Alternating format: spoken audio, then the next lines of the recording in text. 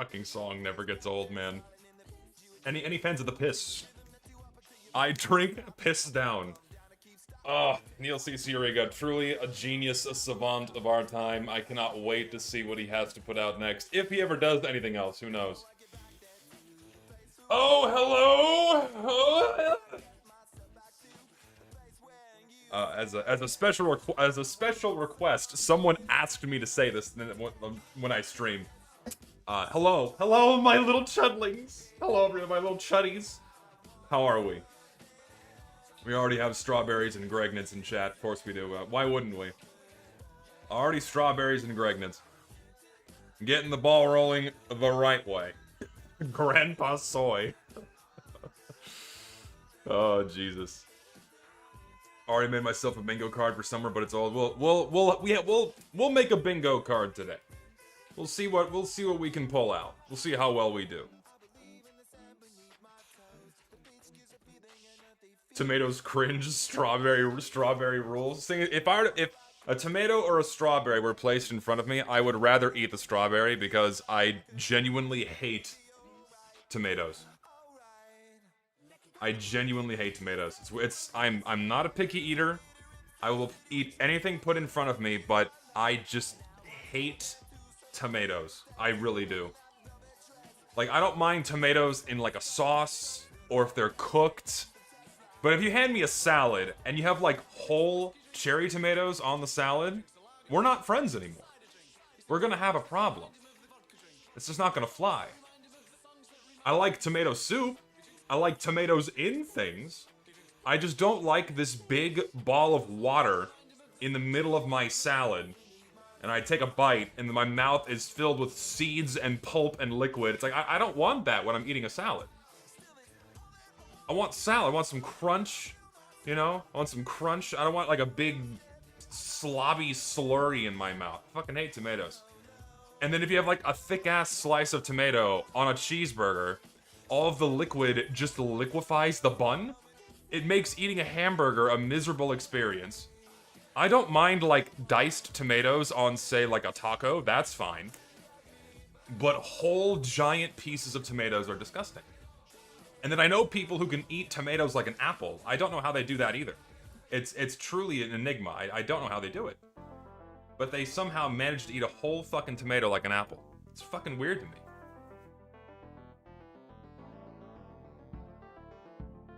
Summer update in 3 minutes, guys. Nah. It seems like it is gonna come this week. Given that the map deadline was on Monday of this week, yesterday. Or by like late last week. So, the update should be coming pretty much any day now. We'll see. My guess is today, because Monday is, you know, they're coming back after the holiday weekend. Not gonna do anything. So, maybe today, maybe tomorrow. Sometime this week, I suspect. But we'll see. It could even be next week, but I don't think they're gonna wait that long, because they want to get it out as soon as possible to ride the wave of the bots being gone. That's my guess anyway. Yes, map emails were sent out. Map emails were sent out last week, and they were given 1 week. 1 week to get their maps ready instead of the usual 2 weeks. And so we know that it's coming pretty much any day now. The update, whatever it's going to contain. And we know that there's going to be 8 maps. We know 8 maps have been confirmed. I know 2 of them, and they're not good. I don't know the other 6. I don't know the other 6, but we'll see.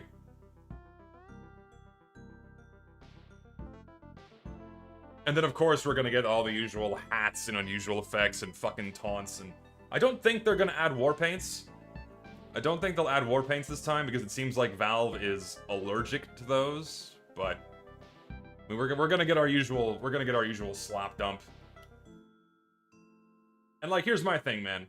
Like, here's my thing. Where's my webcam? Is it on? Hold on. Where's my webcam? Hello? There you are. Hello. So, my thing... Oh, my light's not on. There we go. It's a little better. So, my thing is, we don't need more maps. Like, we already have enough. I want to ask this. I'm gonna poll my chat. Does TF2 need more maps? I'm of the opinion that we already have way too many. I think we have way too many. We already have more than enough that we'll ever need. The game is already fun and good. We don't need more mediocre maps thrown on top that are only enjoyed for like a week out of the year. We don't need more. We really don't. That's my opinion.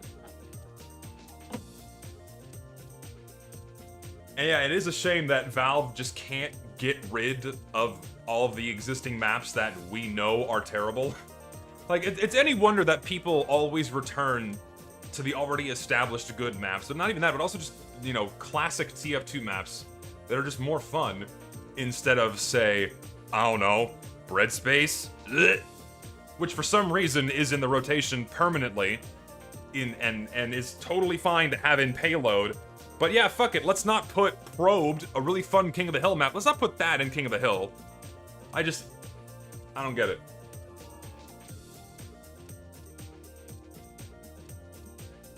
People always play the same 2 per game mode? Not necessarily. Like, I'd like to say that I have a pretty wide taste in map preferences. Of course, it varies from person to person, but there's usually, like, a pool of roughly 30 maps that most people come back to. And 30 maps is already a lot, don't get me wrong. But we have, like, 120? We have, like, 120 maps in the game? Something like that?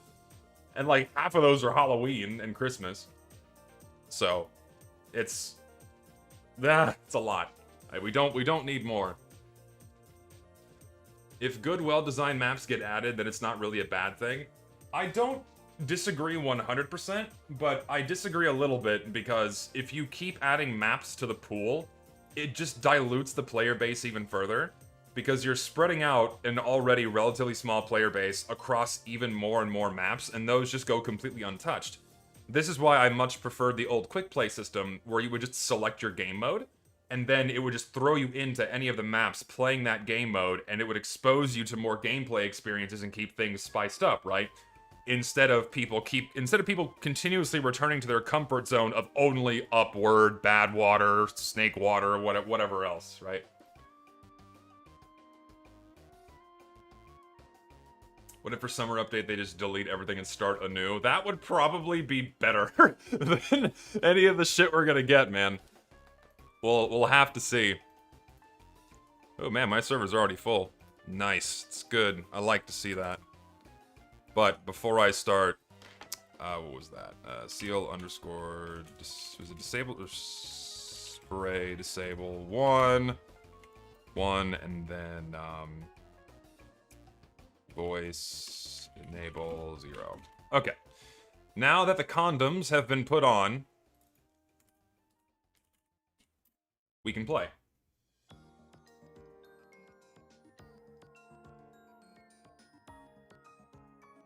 Not gonna lie, I'm addicted to 50 versus 50. It's just, I don't understand how anyone can genuinely enjoy that. What is an 18+ adult server? It's a server where people post, like, really not good sprays.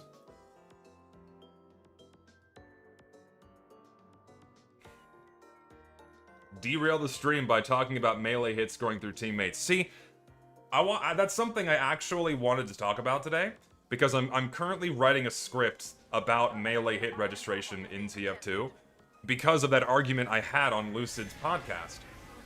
So I want to poll my chat on this as well.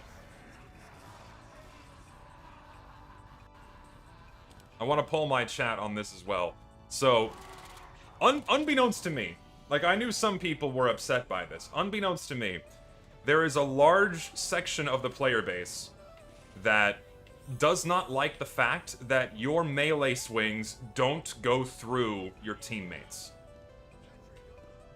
How many of you agree with that? How many of you think that your melee swings should go through your teammates? I'm of the opinion that they shouldn't.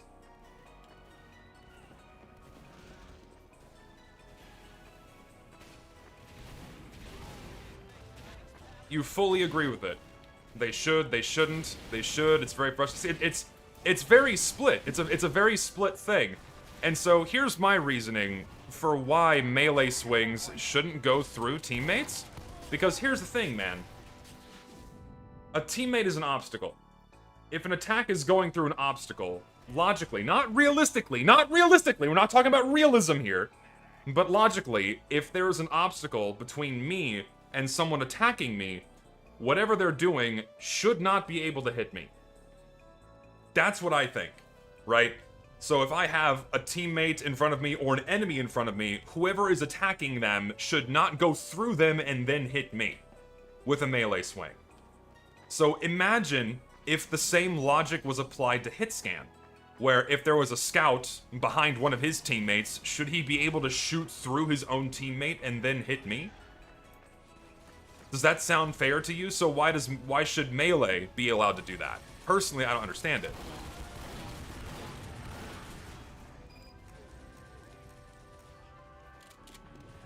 No, bullets don't go through people. All hit scan is blocked by friendly teammates, except for sniper primaries. Except for sniper primaries. Because you're super close, but you're also close with hit scan, are you not? You're also close with hit scan as scout. So would it not be kind of bullshit for a scout to hit you for 100 damage through one of his teammates? Because currently you're fighting the person that's in front of you. You don't see the scout behind his teammate also shooting at you. Should he then be allowed to deal 100 damage through you? To me, that doesn't seem fair.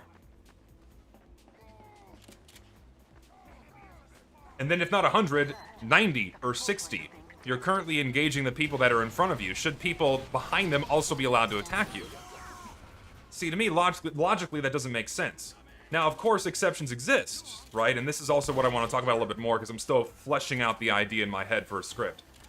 There are also things that are, like, we have exceptions, right? Exceptions include projectiles. Projectiles pass through your friendlies. But after a certain distance, most of them start getting blocked. At like 300 hammer units, it starts getting blocked. So rockets, pipes, stickies, Girardi, what else?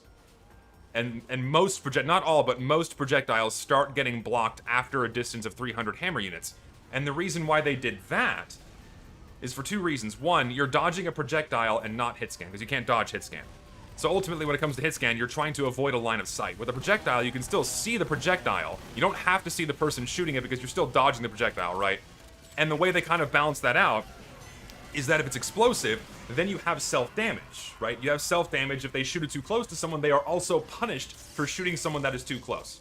And they also can't dodge it, right? So that's how explosives are balanced, and why they're allowed to pass through people. And then if they weren't allowed to pass through people at all, they would never be hitting anything. Because in a close quarters game like this, because they use bounding boxes and not hit scan hitboxes, if you were shooting rockets and they were always blocked by your teammates or any projectile, pipes, stickies, you would never be hitting anything. So that's why they allow for projectiles to pass through that's why they allow projectiles to pass through friendlies. To me, I feel like that makes sense.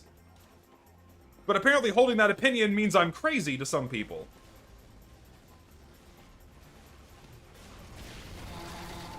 Like, I feel like it's not that insane of a stance to have.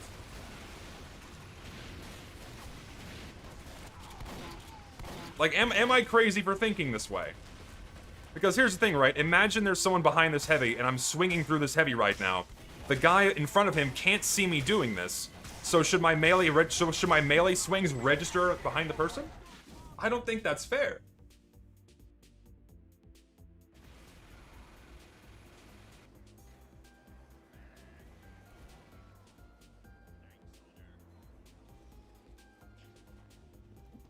Thing is, for me, I think TF2's melee system is very intuitive and well designed. The only problem is that it uses areas of effect and not like a single line like hitscan does. Because the way melee attacks work, for those of you that don't know, is that when you swing your melee, I should probably do a doodle now that I think about it. Let me open up MS Paint. Where's Paint? So like when you're doing a melee attack, right? So let's pretend that, so this is like a top-down view right now, all right? So this is top-down. This is a top-down view, all right? When you swing your melee, so this is you, this is your enemy, right? This is your enemy right here. So I'm blue attacking red. The sizes are not to scale, right? So when you swing your melee, what happens, what the game does, is it first projects a line outward to see what's in front of you, and then it extends a melee hit registration box out from this line, like roughly like this. And whatever this box comes into contact with first, whatever it comes into contact with first is what gets hit, be it a friendly or an enemy. And the reason why Valve did it this way is because they wanted the melee system to be inherently forgiving. Because they wanted it to be fun and engaging and easy to do. Because if it was this hyper-precise thing where, let's say, it only relied on this line, for example, and let's say it relied on something like, I don't know, hit scan hitboxes, it would be very tricky to land melee swings and not very fun, and Valve wanted it to be a fun and very feedback-giving mechanic. The only problem with that is that it uses TF2's bounding boxes. Oop, I think I just broke OBS. Nope, we're still going. The only problem with that is that it uses TF2's bounding boxes, and the bounding box extends outside of the visually perceivable player model. So that means you can land a swing, and visually it's not striking the player model, but it will still register as a hit. So sometimes it looks weird, where something that doesn't look like a hit still registers as a hit. Or, if let's say you have a teammate standing too close to you, you swing at someone who's an enemy, but their hitbox is overlapping theirs, therefore it registers as a miss. So, you have these things happen from time to time because you're using the bounding boxes. And to me, that's just an unfortunate side effect of the melee system being very forgiving. Because Valve wasn't stupid when they were making this game. They did that intentionally. So, that's just how I view it. And in my mind, I've been trying to think of a different solution that still prevents you from being able to attack through your teammates with melee, because I think that's bullshit. You shouldn't be able to do that. But also makes it so it's more sensitive. So if someone on your teammate is standing close enough to you, then it doesn't always eat your swings. Like, I have illustrations and shit that I'm planning for this video. It's gonna go here on my second channel. It's not gonna be a main channel video, because it's not gonna have, like, super crazy editing or anything. It's more of a mental exercise, because I've been trying to think of a way that Valve could have adjusted their hit registration with melee to make it so your teammates don't always eat your shots. Like let's say this guy is, like, right here, right? Here, stand still. Like, if this guy is, like, standing right here, someone stand still! Like, let's say this guy's standing, like, right here. Don't move for a second. Stand still. And if someone's standing right here, my melee swings, see, are being eat by that guy. So if there was someone right here, visually, I should be hitting whoever's in front of me, but I'm not. They'd have to find some way to tighten it up. Tighten up the bounding boxes would be a bit nice. Yes, if the bounding boxes were a little bit smaller, that would also help. But it would also make the melee system less forgiving. And also projectile registration less forgiving.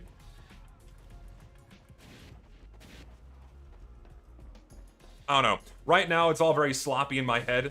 It's more fleshed out in this script that I've written. And once I have visuals to better back up what I'm saying, then hopefully it'll go over more. It'll go over smoothly. Because people keep, like, I see people in chat like, oh, he's a fucking schizo for not wanting your melee swings to go through friendly teammates. Which I think shouldn't happen. I think that's bullshit. Because, like, let's say you're, like, in this clusterfuck of a fight, you have two red people in front of you, and behind him is some guy with a bottle out, and he's just taking swings. You can't see this guy. You're focused on the two people directly in front of you that are shooting you, but then all of a sudden, this guy's fucking crit, or not even a crit, it's another swing, phases through his teammates, and then kills you. That's not fun. Not seeing what's killing you is not fun. TF2 is designed to be a very readable game, where you can see what's killing you. Even like with a spy, you can prevent that by just looking behind you and seeing if there's a spy there if you didn't catch him before. But if there's some enemy player behind a whole bunch of people on the enemy team, there is no way to look to see him swinging at you. No, yeah, and sure, the situations rarely come up anyways. But I think making it so your melee swings phase through friendlies would end up creating the even more frustrating scenario of I'm not able to see this person attacking me, but he's still able to hit me. And I can't retaliate because he has people in front of him acting as a human shield. And so here's the thing, man. Like even with the sniper, you still have the very small chance of being able to spot his tiny presence across the map, right? You still have a chance of seeing him. But in the fucking maelstrom of the normal close quarters combat, like if I'm swinging through this fucking engineer, they can't see me doing that, then boop, your health is fucking gone. And that's why I believe Valve made the very intentional decision to not have melee swings go through friendly teammates. Same reason why they didn't allow for hit scan to go through friendly teammates, because if I'm fucking shooting through this engineer right here, the guy in front of him can't retaliate and I'm just hitting him for 80, 90, 80, right? That's bullshit. That shouldn't be happening. Especially not with hit scan, which is something that you can't dodge. Now when it comes to projectiles, obviously I could shoot through that engineer and whoever's on the other side is gonna get hit, but then I get hit too. That's why it's balanced, because I lose half of my health if I shoot like a scout next to me with a rocket, boom, 100 of my health is gone.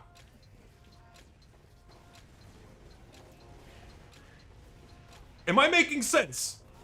Am I making sense? Please, someone tell me if I am or am not making sense. I feel like I'm going insane.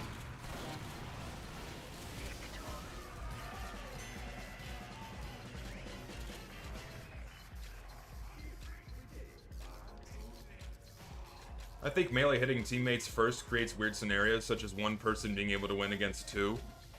I just think it's an unfortunate side effect. And like, and again, I've been trying to think of a solution to this, where it's not so frustrating to be swinging at someone who is visually in front of you, but just because you're like a couple millimeters too close to your teammate, your melee swings get hit. And there is kind of a way that's already in the game that works around this. So you have the line that projects out from your eyeballs, and whatever hitbox that line hits first, that is the enemy that the attack is registered on. So like if you have two enemies in front of you, whichever one the line hits is the one that gets attacked, regardless if their bounding box is closer to you or not. However, if there's a friendly in the way, it doesn't matter. If the friendly's in front of you, they will always be hit first. So you could say, okay, we could use that little line that projects out from in front of them as the means of detecting which hitbox to hit and then ignore all of the others. But then that reintroduces the problem. If you manage to get that little gap between the bounding boxes, between your friendly teammates, you're still most likely attacking through them, creating the frustrating scenario of attacking through something that visually you shouldn't be able to, hitting them through an obstacle. I'm rambling. I'm rambling now. I'm sorry. I'm losing people. I get it. It's a very complex conversation, and I need more pictures. People like pictures. People want to talk about the update. They want to hear about the slop. They want to hear about the kitty cat hat we're gonna get. They want to hear about the Pickle Rick shirt we're gonna get. That's what the kids want. They want to hear about fucking, I don't know. They want to hear about like Nicki Minaj getting put in the game.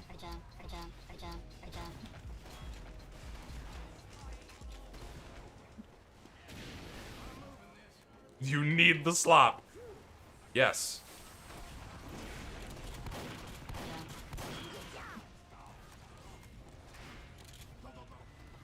What do you guys want? What do you want for Christmas? What do you want for the summertime Christmas that we're getting? What are we all excited about right now?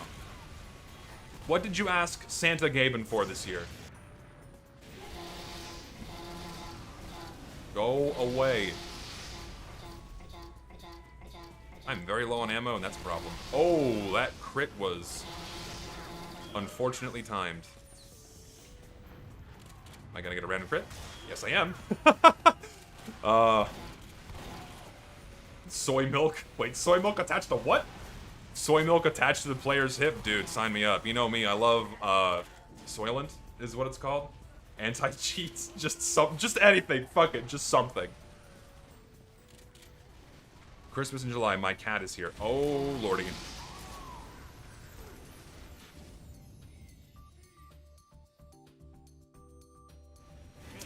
Also, isn't it a very... So, I said this in my last video on my main channel. Isn't it a very interesting scenario that the TF2 YouTubers find themselves in? Do we or do we not push for a boycott against TF2 now that Valve did the thing? Now that we find ourselves in that awkward situation where oh, Valve did the thing and they made the game playable. We don't know how long it's going to last. Do we keep boycotting TF2? Because they did what we asked? I still say yes, because we don't know how long their fixes are going to last. And then, yeah, it was a 9,000 IQ play from Valve to push out this fix when they did. Because it's going to entice people to open cases.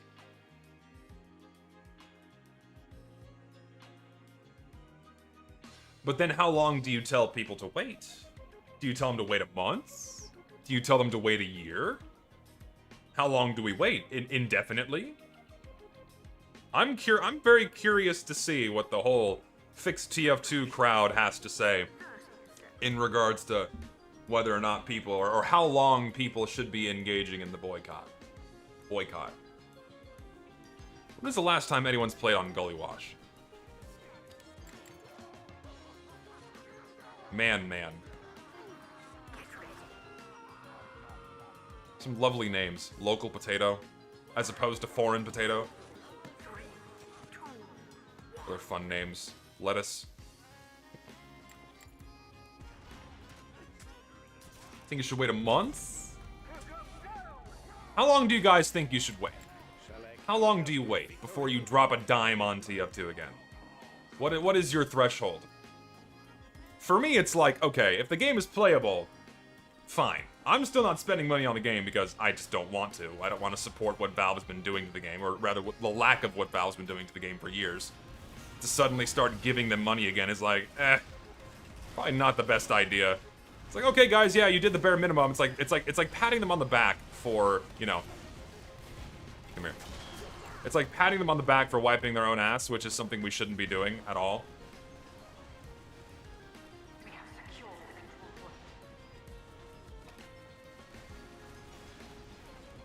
Man, we're rolling through here. Till Smithsmiths? We simply don't know.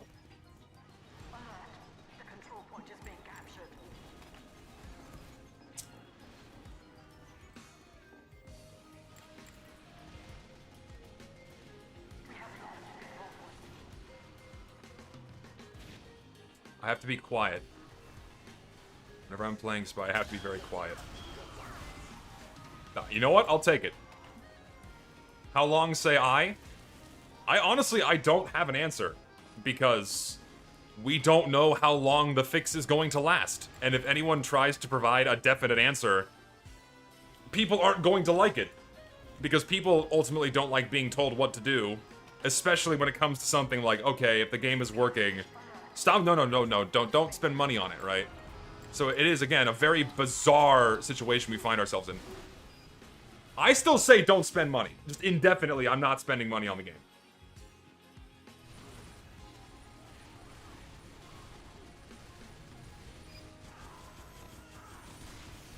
Not necessarily any time frame, but rather until we get substantial proof that bots are going to stay gone. Thing is, man, they're not.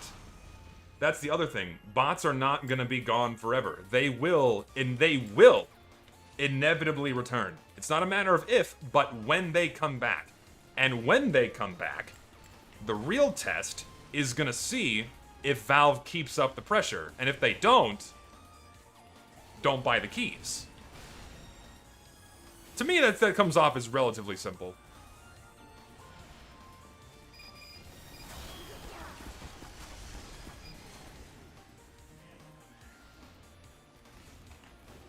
I did a trade-up with 5 mercenary grades from the Invasion collection, then 5 random mercenaries at a 50-50 shot at getting it. You got a 1/3 shot at a capper and you got it. Nice. Don't gamble, kids. Just because that guy got lucky doesn't mean that you will. Can someone tell me why there's even bots in the game? First of all, you have a small group of mentally ill, terminally online, damaged people that feel the need to exact their autistic rage out on the world because Uncle Ted got a little too close to them in the closet one time. And so now they're, you know, projecting that repressed trauma out into the world by, you know, botting a video game online. Because they feel the need to just exact as much pain on as many strangers as possible. That's why it's happening. Because we have a group of mentally ill people with too much time on their hands living off neat bucks, dwelling inside of a basement somewhere.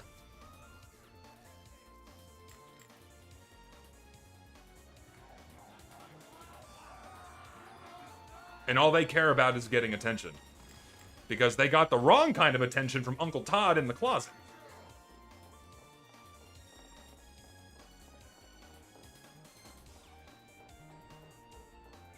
What is a neat... So, the term neat bucks refers to people who are, you know, living off disability or living off, like, government subsidy because they're unemployed and so they're getting some kind of unemployment. There's probably nothing wrong with them. They probably kind of make up some bullshit mental excuse like, oh, I have, I don't know. I have, like, an anger disorder, therefore I'm not allowed to work a 9 to 5. So the government should pay me money because I can't work a 9 to 5 because I get angry at, like, a cash register or something. I don't fucking know. So they get paid by the government some minimum amount of money so they don't starve. And they basically redirect that money into, I don't know, hosting bots, I guess. What is this? What's your plan here, friend? You just gonna go to town and have a fist fight? Yeah, NEET also stands for Not in Education, Employment, or Training. So these are unemployed people, not in education, employment, or training of any kind, living off of some kind of government subsidy.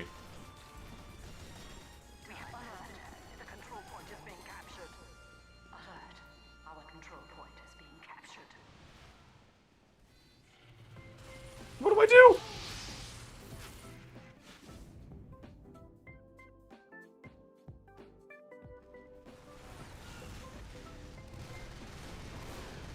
I feel like these kind of hate-fueled rants from TF2ers are what bot hosters live for. I mean, ultimately I'm a small drop in the pond. It's a brief moment in time. They thrive off of constant attention. And ultimately, I'm just explaining, I'm answering a question. And it's funny because, like, I didn't make any of this up. These guys more than happily tell this information inside of their Discords. Like, you should see how some of these motherfuckers live. It's actually really sad. It's like, these are the people that society forgot about. And they're projecting that anger out onto the world by cheating in video games and hosting bots.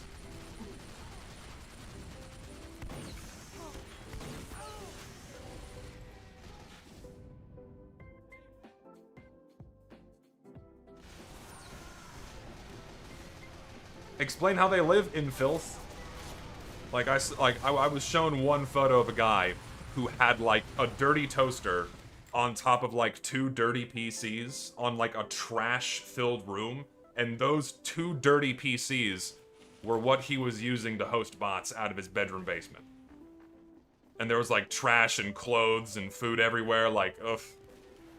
Like the absolute dregs of humanity are the ones that do this kind of shit. Please, connect one shot. There we go. That's all I need. One bullet to connect.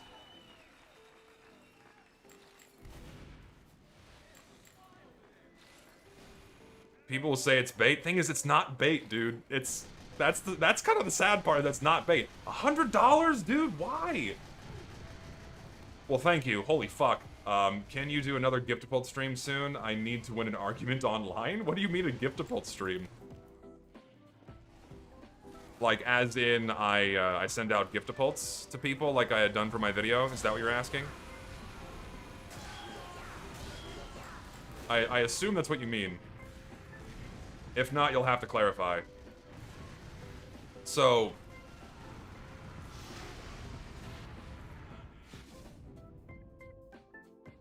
Ow.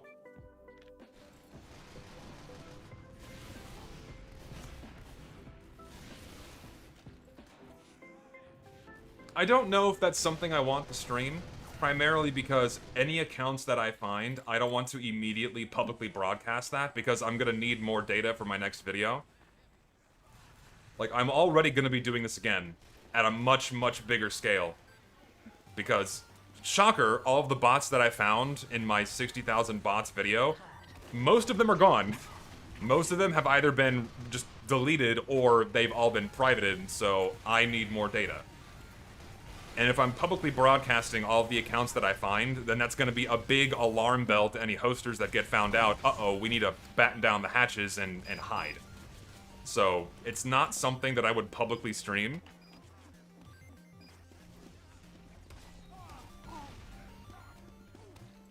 What's the username about? My username is green.com. It's the official website for the color green. Anything you need to know about the color green, you go to green.com. Oh, dude.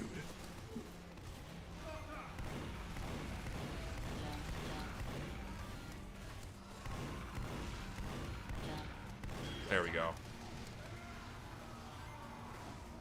It links to porn? It does?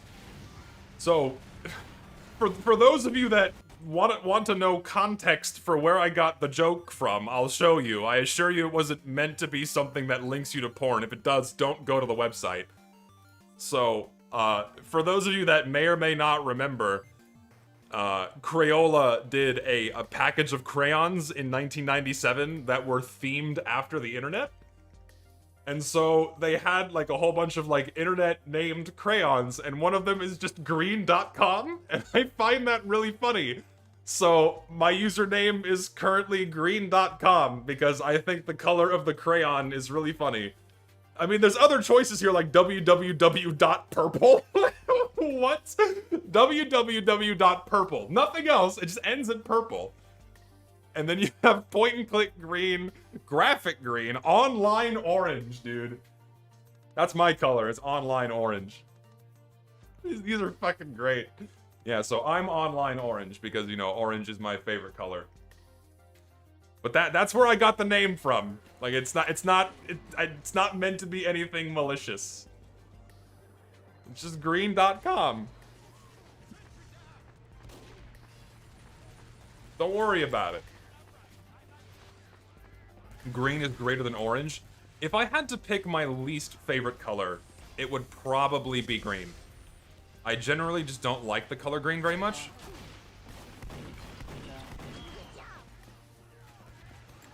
Great success. Ooh. No! Don't you do it. Shit.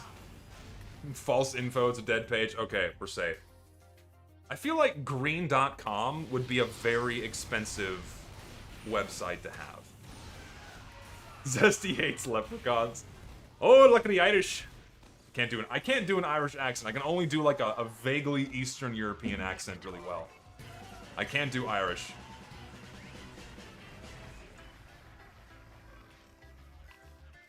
Working on a video, I would love your input on this. If you could bring one concept and mechanic from Counter-Strike to TF2, what would I bring over?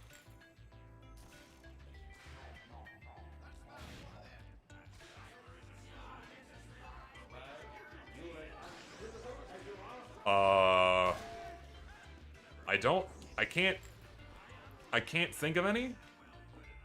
Except maybe for Sniper, when he's moving, he doesn't have perfect accuracy, but when he stops moving, then he has perfect accuracy. Like, if they made sniper rifles function the same way as Counter-Strike sniper rifles, that would kind of be a welcome nerf for the fucking class. So he just can't go from running around and looking around and jumping to immediately scoping in and doing 150 damage to you. I feel like that's the only one that I can make an argument for. Any other Counter-Strike mechanic, I can't think of another that would be okay in TF2 off the top of my head.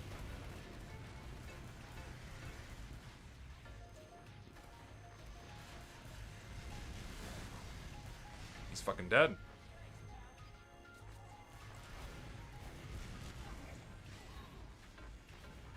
Scope blur, perhaps that too. I feel like brown.com is gonna be a little more sinister. You know? Like that is gonna be sinister. Brown.com. Don't go there, by the way.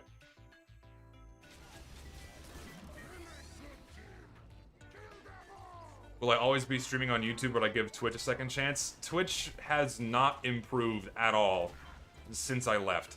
If anything, it's gotten worse since I've left. I have no reason to stream on Twitch. YouTube is much better.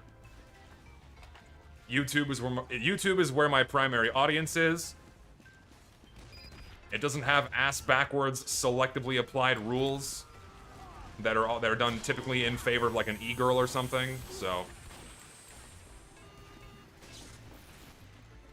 I like YouTube more. Ow. Yeah, I also don't like that Twitch is basically a cam girl site now. That's what it turned into. Like, at least YouTube, it isn't, like, porn all the time. Twitch is literally just tits for, like, 80% of the streams that I see. Like, you go to the homepage on Twitch, and you see some cam girl with her tits hanging out. It's like, ah. No thanks. Oh, well, he's fucking dead.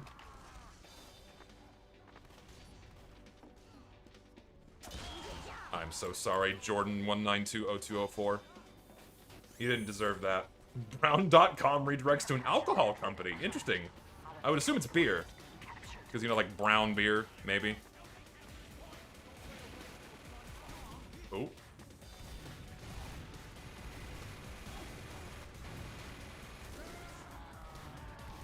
You stole my kill.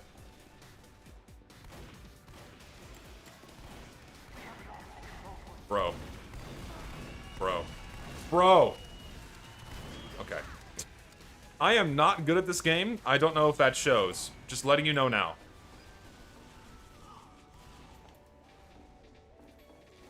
Listen, I won. I won in the end only because he's a worse player than me, alright?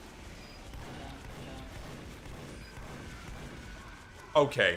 The bullets in this gun fucking curve. You saw that, right? I had a fucking... And then... I can't. All I can do is get revolver kills today. That is the path I lead. I am just cleaning it up. You know what? Give and take. Give a crit, take a crit. I'll take it. Just uninstall. Just fucking uninstall the game. Oh god. Favorite map in the whole game? Powerhouse. Easy. Easy choice. I love Powerhouse.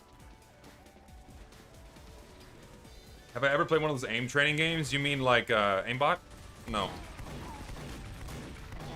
As you can see, my crosshair was perfectly on that heavy, and it didn't do shit.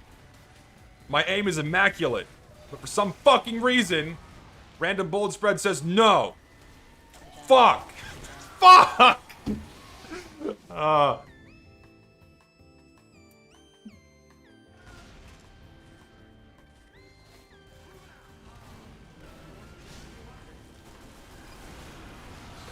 Whenever I get angry, I start saying the digits of pi in my head.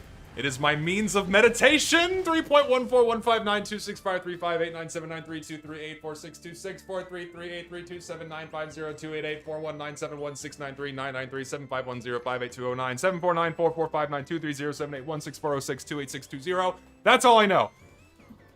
Okay, the anger is gone. We're good. We're good. I got a little red in the face because I said that in one fucking breath. Context, I got really bored one day and I'm like, you know what, I'm gonna see how many digits of pi I can memorize in one sitting. And then I did. And that's how many.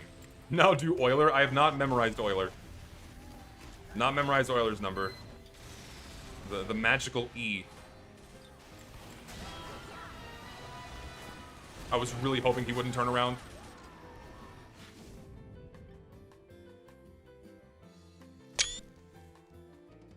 I love this game's ragdolls. Teach me the ways of aiming good.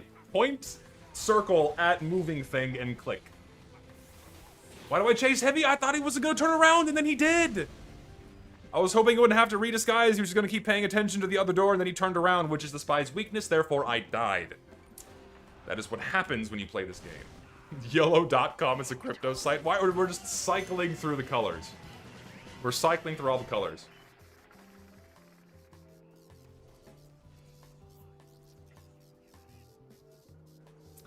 If I could revert the ambi or the base jumper, which one would I do? You can only pick one, base jumper.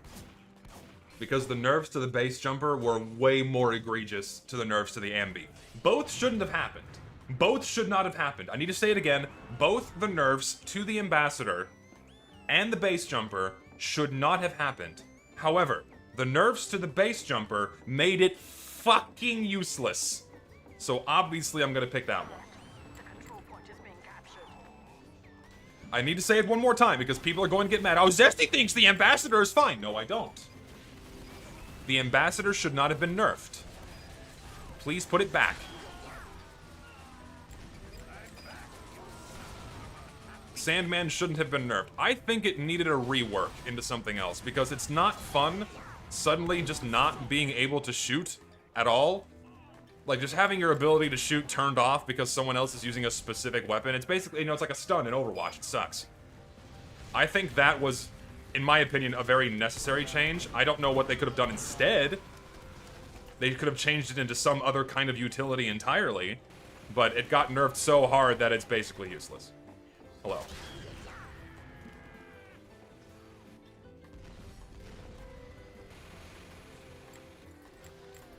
Yeah, there was nothing wrong with the ambassador, like at all. Though I know some people were very happy with the nerf it received.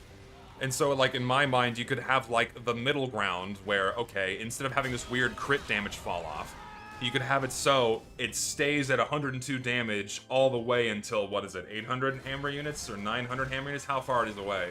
And then have it no longer crit on headshot after, like, a really far distance. Like, from me to where that heavy is or something, right? Like, in this, like, from here to here, that distance, you can still headshot. But, like, all the way over there, it can't. Like, it'll still crit on headshot. But none of that weird fall-off nonsense, because it's fucking stupid. But again, the nerf, that's just your middle ground. Not saying that's what I want. That's just your middle ground, okay? Preferably, Ambi shouldn't have been nerfed at all. That's what I think. Ah. Dude, there's no way. Oh. A single flame particle. I enjoy stun mechanics. You probably enjoy your wife's boyfriend buying you Lego sets too. I'm on the blue team. I'm retarded. Jesus. That was a very out-of-mind experience.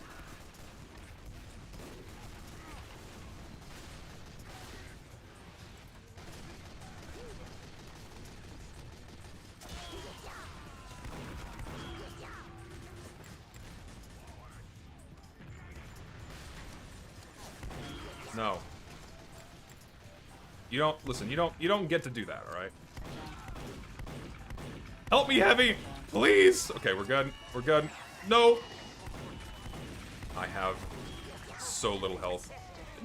I should be dead, not the Heavy. He didn't deserve it. I got a 3 on one of my AP exams. How are AP exams scored? I know it's not out of 100, right? It's out of something else. Is it out of 10? Someone refresh my memory what AP exams. 1 to 5? That's right, 1 to 5. Yeah, you got a 3. Universities aren't going to accept that. You need, like, a 5. But also, don't sweat it, because it's not the end of the world. Don't view yourself bombing a test as, like, the end-all and be-all. Your life is fucking over.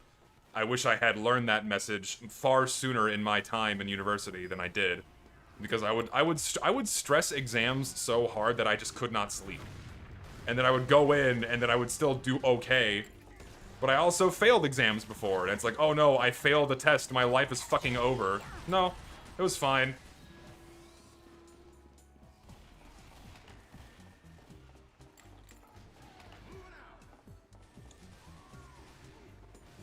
Why do AP exams need armor-piercing capabilities? Funny.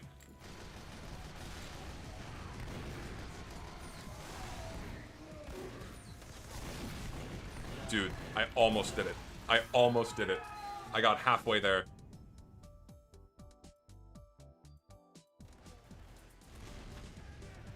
Zesty, should TF2 have an invasive anti-cheat instead of non-invasive one? No. Because invasive anti-cheats literally make no difference.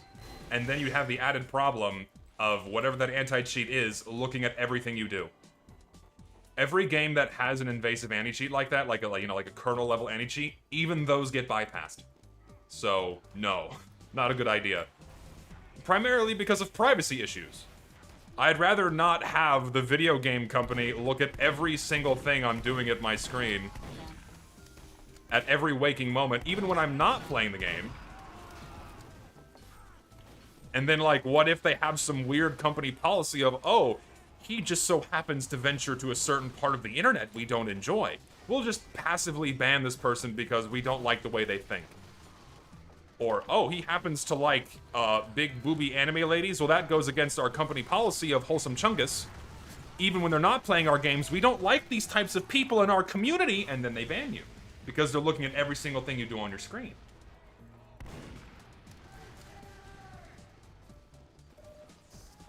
So no, I'm not a fan of the idea of invasive anti-cheat at all. How'd the heavy not see me? FOV 40.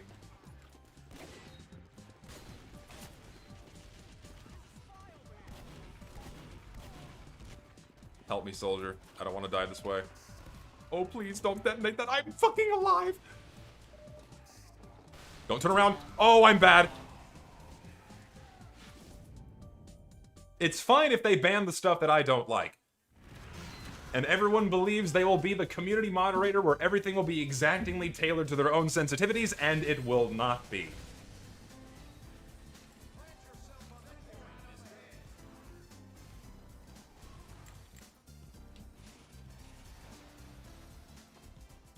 Proof of this happening, thing is, it already happens with games and services without the need of people invading your computer.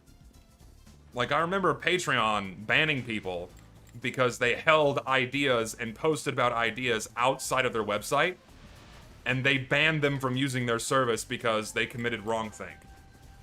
Something to that effect. It's like, whatever I do outside of the website or service should have no impact on my ability to use the website or service. Unless it's criminal. Unless it is against the law. Otherwise, shouldn't fucking matter.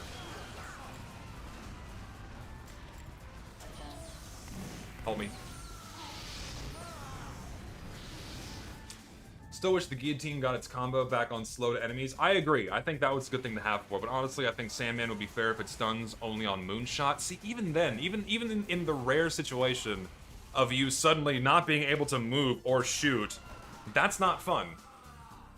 I still think it needs a complete rework in some capacity.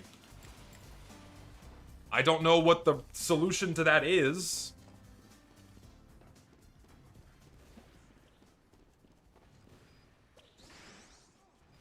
What is she, what? Okay, I'm just gonna let that slide. Knockback? I don't know. That's kind of counterintuitive to how the scout operates, right? Like, ideally he would prefer to have his enemies closer to him, so he's doing more damage. I'm gonna not go that way. Speed boost? I think increasing Scout's speed needs to be handled very carefully. I don't know. I don't know. It would merit some kind of... fucking goddamn it. Help! Fish on stick made the ball marked for death. Then why would you ever use the Fan of War? When that's just always the better option. And also, being able to mark someone for death at range sounds like AIDS to fight against. Oh, we have that. Sydney Sleeper.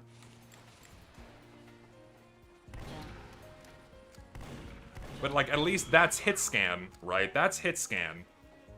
And not a projectile.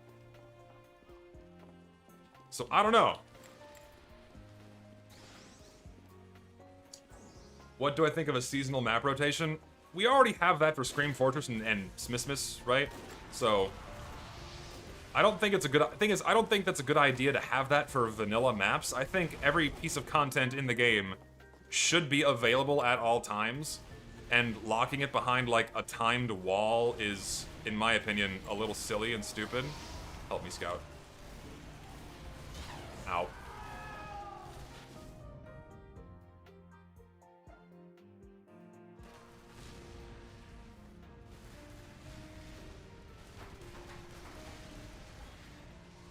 Riot Games is owned by a Chinese company, Tencent, I know. big risk of the Chinese government spying on us while using Vanguard. I mean, governments spy on other governments all the time. China spies on us, we spy on China, Russia spies on China, the United States spies on Russia. It's this big incestuous mess of countries spying on other countries. Like, it happens everywhere, all the time.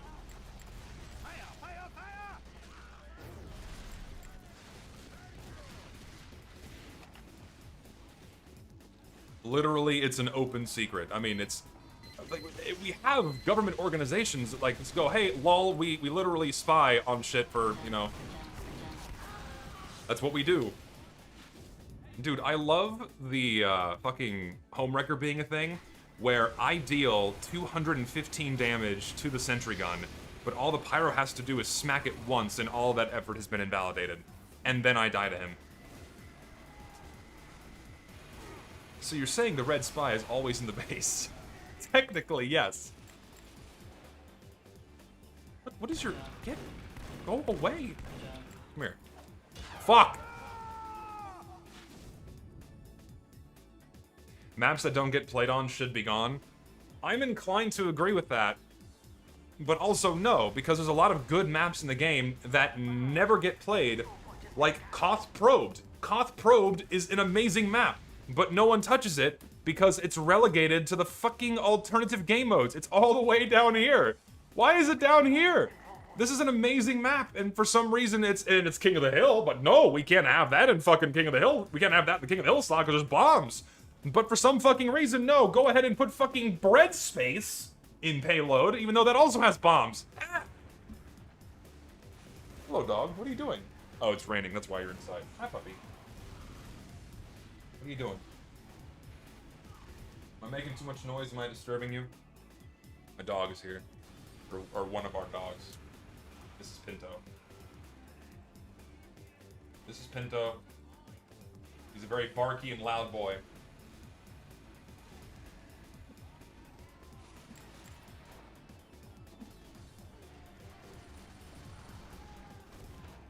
But you hate dogs and don't want dogs. I like dogs when they're not barking. I like dogs when they're not barking, and that's also not my dog. It's technically my dad's dog. Like, okay, so we effectively didn't have a choice when it came to adopting this dog. This dog, I shit you not, literally showed up in our backyard. Here, come on. Come on. Let you out. You found your way into here. I'll open my doors. So he found his way into our backyard one day. And then he just suddenly became ours. Oh, hi. Hi, Pecos. Oh, the other dog is here. Pecos, come here, dog. Pecos. Hey, what do you do? Oh, it's thundering. That's why you're scared. Aw. Okay, you can hide. Okay, they're both hiding under my table because there's thunder outside, and the dogs don't like thunder. They get really scared, so they're hanging out under my table. Hi, Pecos. You know, it's okay. I know you get scared. You get very scared from thunder. It's okay. It's all right. Yeah, she gets all bent out of shape with thunder. I don't think my camera can reach, but I'll see. Hold on. So, oh no, not quite long enough. Oh, here we go. So, here's Pecos. Pecos is hiding from the thunder.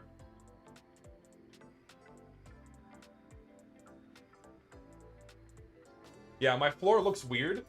So this floor, if you don't know, well, you don't know. So this is just a concrete floor, and what we did to get the color is you take a bunch of metal shavings, and then you soak it in water, and then you dump the metal shavings onto the floor, and then you, like, scrub the rust across the floor, and then you seal it. And so you get, like, a nice rust color on the floor. Unfortunately, this floor has not been redone in a long time, and it has a bunch of paint on the floor from when we've painted the room. And this also used to be my sister's room, who is an artist, and she would paint in here, and so there's just fucking paint all over the floor. And so in a couple of weeks, I'm actually retiling this room. Like, we're putting some good what's that kind of fucking tile called? That Mexican tile, I can't remember. We're doing some new tile in this room in a couple of weeks. So it'll be a nice new floor, a brighter floor, so it's not gonna be so dark in here. So we're doing the floor. I'm gonna paint the walls again. Not terracotta. It's fucking, fuck, what's it, come on. It's on the tip of my fucking tongue. What's it called? Ah, it's driving me mad that I can't remember the name of this fucking tile. What's it called? Shit. Fuck. Making me mad that I can't remember. Ooh, please no. Ah. Oh well. It'll come back to me at the most random of times.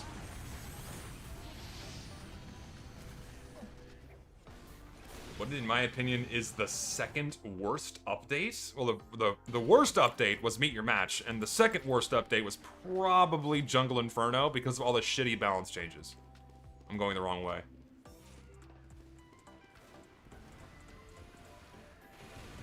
Maybe End of the Line, actually, is the second worst, because that kind of set the precedent for where TF2 was going after 2014. Where they kind of, you know, would lean into battle passes and what have you.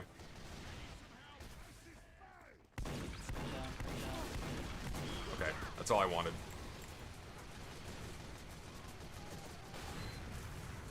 I'm scared. What do I do? I'll get the medic. I won't hit you though. Fuck.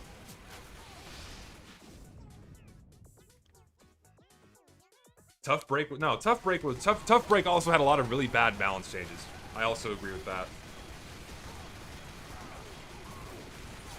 Missing a crit and killing the sniper in 3 shots, truly a humble streamer. I don't care. If I miss a shot, it's not the end of the fucking world. Dude, I will never forget this. So, some of y'all have probably seen those clips of me floating around, like from a stream I did 3 years ago, where I'm like using the Liberty Launcher, and I'm having a really bad game. And I was having a bad game because 1, I suck. I'm not good at the game. And 2, I was like stream sniped to hell back in the day. And I was just pissed and not having a good time and getting mad at the game. And for some reason, like, El Maxo put that clip in his video as like some weird, like, like, haha, he's bad at the game. Like, okay, dude. I do find it funny that I guess I make him uncomfortable enough that he feels the need to punch down on me. So, like, whatever, dude. But, like, those clips of me floating around is like, it's like people got mad at me for using a suboptimal loadout. Like, oh, God forbid I'm not always and only using the stock rocket launcher because I enjoy using the Liberty Launcher. The Liberty Launcher is fun. I don't get it. Like, people get mad at me. It's like, why aren't you using this weapon? You're clearly, that's why you're mad and sad is because you're not using the best weapons in the game. It's like, I don't give a fuck. If I miss a shot, not the end of the world. Alright, I am getting very annoyed.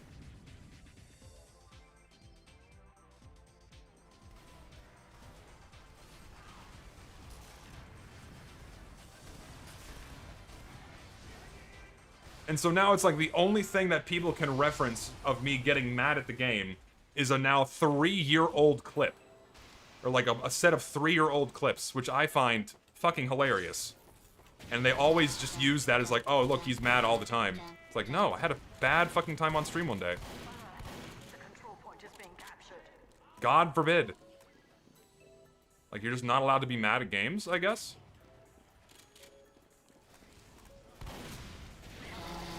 Go away.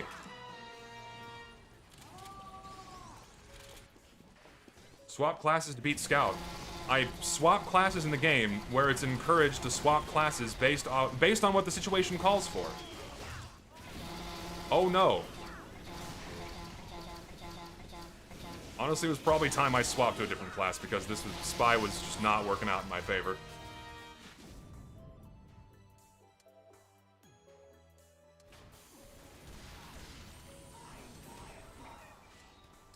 What are the name of these fucking... I'm looking at these tiles right there, and I can't remember what they're fucking called. Shit! What is it called? It's making me mad. No, fuck off, Taper Monkey. I don't need my update.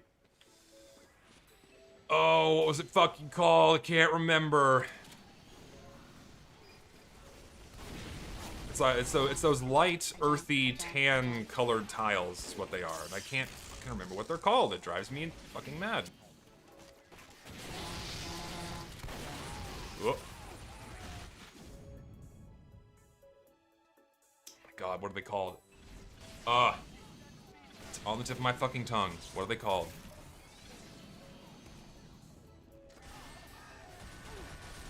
I can't fucking remember. No, Serpello, it's not that. It's, hold on, I have to look it up. It's gonna drive me insane. Saltillo! Saltillo tiles! That's what they are. Saltillo tiles. Fuck! Why could I not remember the name of these fucking tiles? Saltillo tiles. That's it. Shit! Yeah, I'm putting Saltillo tile in my room in a couple of weeks. That's the plan anyway. I could not remember the name of the fucking tiles. Oy. I want to play on Dust Bowl. Shrek 5th, July 2026. I forgot they're making another Shrek movie. Caught King.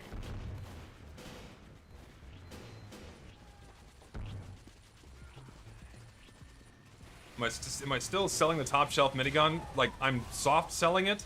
If someone gives me my buyout, I'll probably sell my minigun. But other than that, probably not gonna sell it. Like, I have a standing offer of 1,400 keys on the minigun, but that's not my buyout. It's actually a lot lower, so not gonna accept that. Why do I keep uploading these weird shorts? Oh. He doesn't know. Sometimes I forget how old I am. He doesn't know what a YouTube poop is. He calls them a weird short. They're like my little shitty YouTube poops is what they are. Fucking God!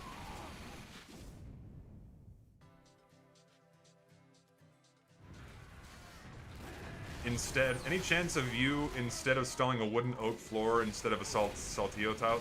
Nah, wood is really annoying to, like, upkeep, and also really hard to install. Like, it's better to do tile. And also, wood is really expensive. Saltillo tile is really cheap. So, that's what we're using. And my sister's gonna do it for me, because my sister knows how to tile shit. So, it's okay, dog. This dog is still hiding under the table.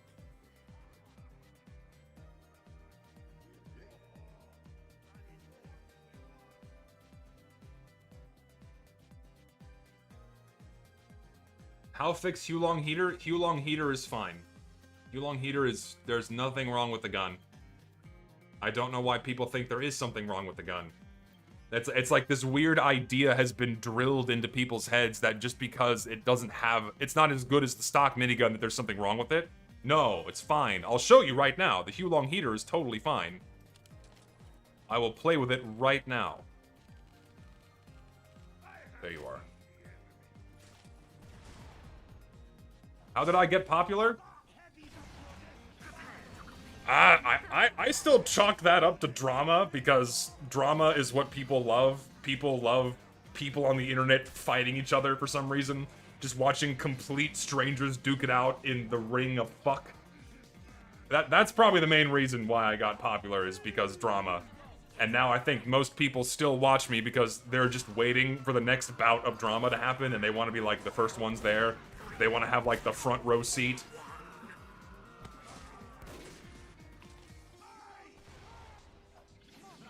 So I think that's the main reason.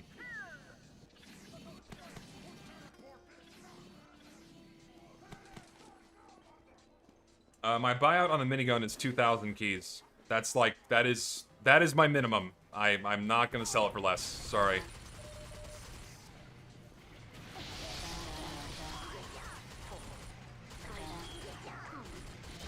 Oh.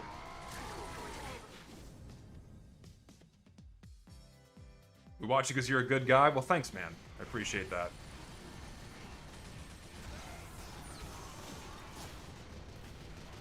Why keys and not real money? So convert 2,000 keys into real world money. That's what I'm asking for, effectively. So that's what I'm needing.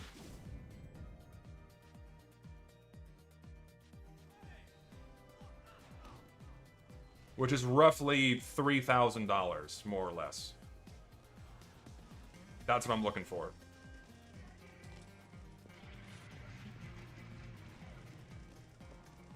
Alert. The control point is being contested.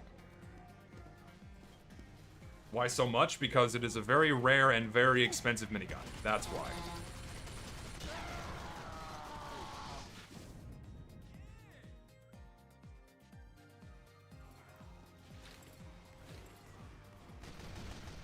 Is your heavy loadout a reference to foreign media? It's Robotnik. It's Eggman. I don't think it gets any simpler than that. Like, that's probably as close as I can get to making Eggman in TF2, so. This guy only exists to be stream sniping, I guess. And get fucked. That's why I like the Hulong heater. Because it punishes scouts for getting too close, and it melts their health. The control point is being contested. Snooping as usual, I see.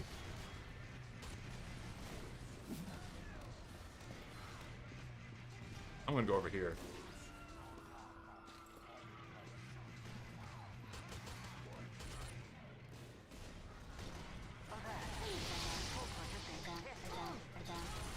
Good try. Also why I like the Hulong heater. If the spy doesn't jump over the fire ring, they get caught. What TF2 community modes would I want to see in casual? What do you mean by TF2 community mode?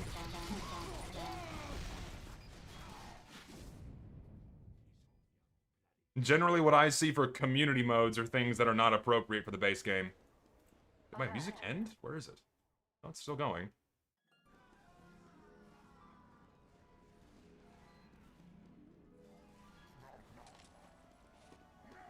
To death run? How about no?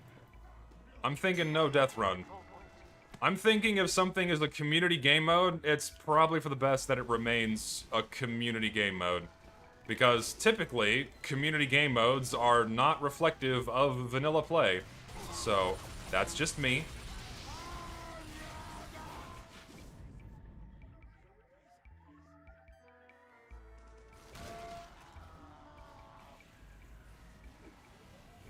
Balloon race and fit into casual? Not really. Well, frankly, just no. Like, it's not something that would fit into casual. Like, don't get me wrong, it's like a fun community-made map, but that doesn't automatically mean that it's, you know, appropriate for casual. That's my opinion. Just because something is fun and the community likes it doesn't mean it's automatically appropriate for the base game. I think more people also need to realize that. Like, there should be a certain level of, like, you know, adherence to the tones and themes and stylization of the game, otherwise, you know, then it's gonna stick out like a sore thumb.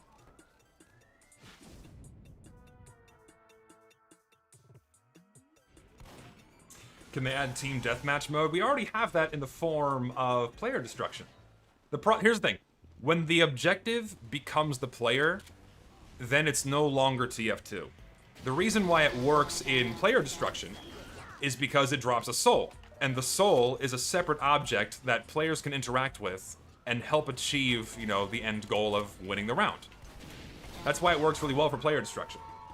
So if you only make the player the goal, then it completely throws how TF2 is designed out of whack. Because all objectives in TF2 are something that someone can engage with without having to always directly combat somebody. So no matter what your skill level, it always feels like the players are contributing. And that's a very important thing to retain inside of TF2. That's why something like Saxon Hail, in my opinion, and also, so Saxon Hail and Zombie Infection, what have you, the primary focus of those game modes are other players. Eventually, a point gets unlocked and you can win that way, right? But the primary motivation is to kill other people, and that being the objective, in order to win. And in my opinion, that's not what a TF2 game mode should be, because that's completely antithetical to how the game was originally designed. So that's just me.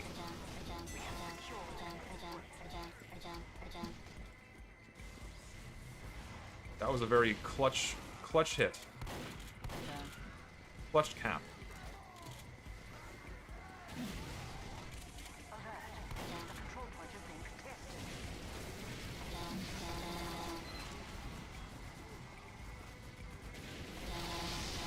What do I do here?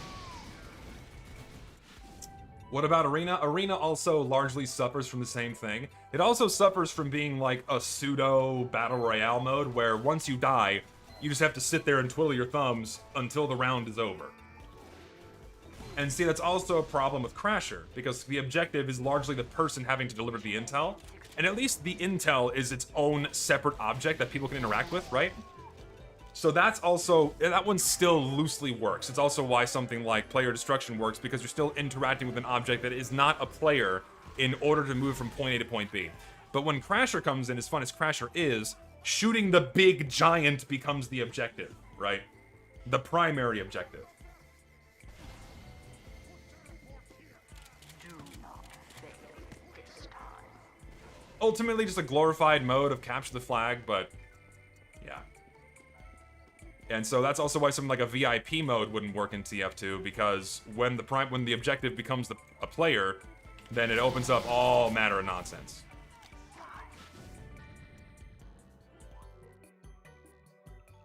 Control point enabled. Actually, I have an idea.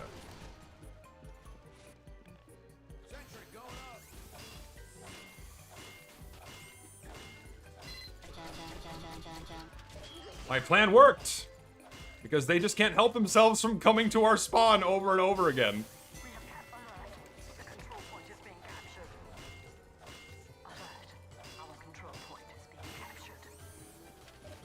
Moving out.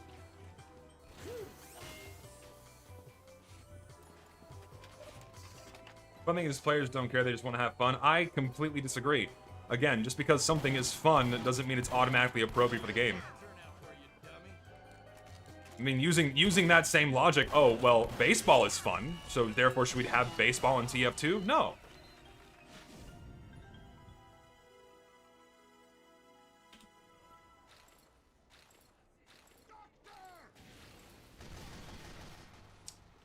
When is the next Cyberpunk variety stream? I'm probably only going to stream not TF2 stuff, like maybe 1 or 2 times a month. I don't want to like freak people out and like make people assume, oh, he's becoming a variety guy. That's not what I'm doing. Ultimately, I want to do other things because, shocker, the only game I play is not TF2. I play other games.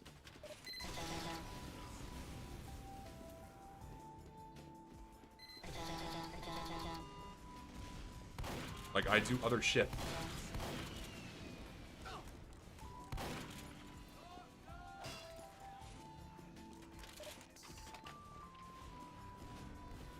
Well, no, I mean, it's not just like a TF2 problem, right? Ultimately, it's a problem with just, you know...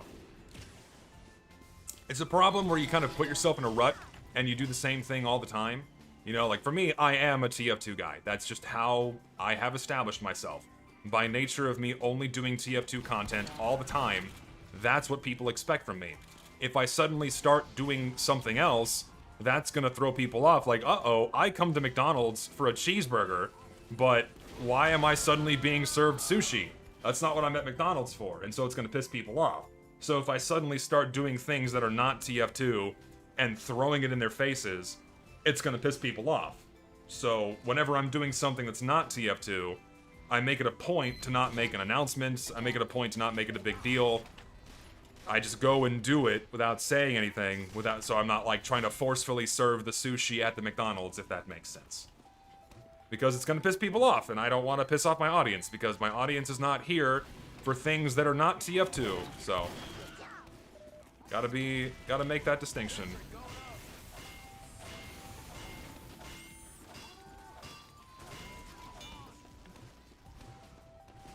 In your opinion, what would be a new mode's fun map style to add to TF2? If you can make something where the objective is not a person, and it's at least loosely adherent to how game modes work in TF2 already, then you're like most of the way there. And I mean, really look no further than the game modes we already have. Like, those are a good springboard to jump off of.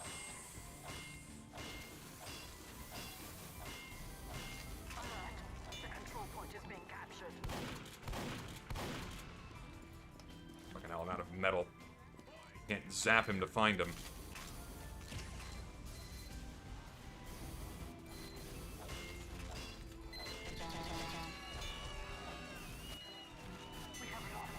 I need metal.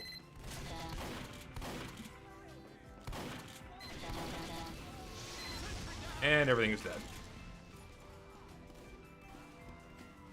That is the problem. Mission ends in 10 seconds. There should be a tug-of-war style payload. That would be fun, actually. I've seen community maps do that before, where it's a tug-of-war style payload. That could work. I see no problems with this.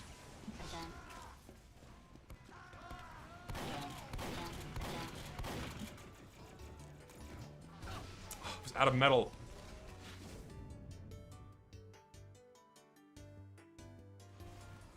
The flying spiders have hit the USA. What does that even mean? Do you have a girlfriend? No. When was the last time you were in a relationship? Earlier this year.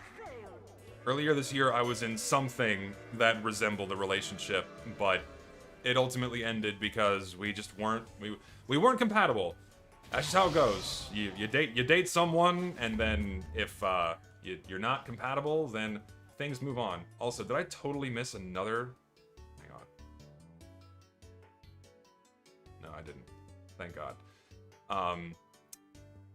No, it just didn't work out, so.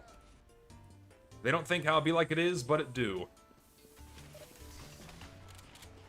Weird parasocial questions? Perhaps, but at the same time, I really don't see a big deal about it.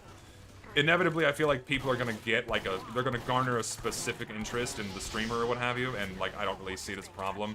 It gets weird when the questions get really invasive. Like, I've experienced far more personal questions than that. Like, I don't mind answering very surface-level things, but, like, when people start asking me questions about, like, what do you like in, I don't know, like bedroom questions and shit. Then shit gets a little weird and invasive and a little, or not a little, but very inappropriate.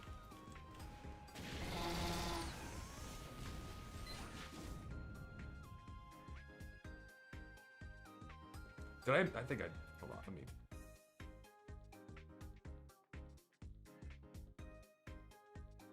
How do I hide this? It says there's 2 here. I'd feel fucking bad if I missed another. Well, the chat is just fucking broken. Wow, thank you, YouTube. God damn. Wow, YouTube is just fucked. Anyways. What is your credit card number? Yeah. Ultimately, I don't really care. Like, if it's something out of my comfort zone, then I just won't answer it. And I feel like everyone has different thresholds for what they consider inappropriate.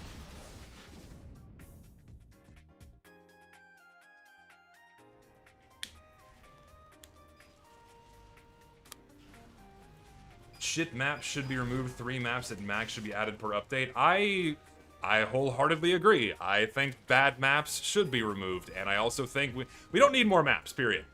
We don't need more. We already have more than enough. We don't need more fucking maps. I don't know why Valve thinks it's a good idea to keep adding more, and yet they keep doing it. But here we are.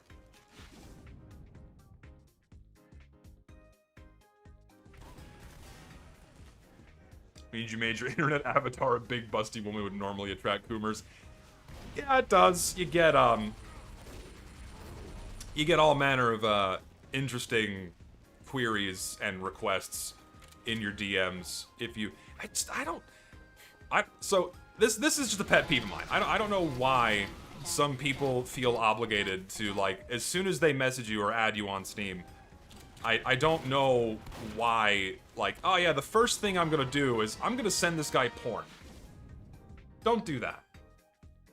Like, as a hello message, say hi. It's okay to say hi. Like send me words first. Like, at least break the ice. Buy me a drink first. If the first thing you do is, like, they just start sending me porn, like, oh, it's like, I hear you like this kind of thing, and they just start flashing tits at, like, no, don't do that.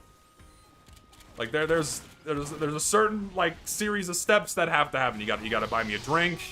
You gotta butter me up a little bit. You can't just go right to base 3. You can't go right to home plate. Ends in 30 seconds. You can just look it up, guys.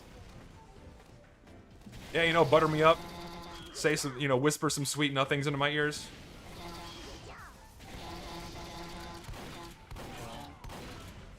I win. Mission ends in 10 seconds. But I have 15 health, so we're going to lose. Does it matter? Probably not. You failed.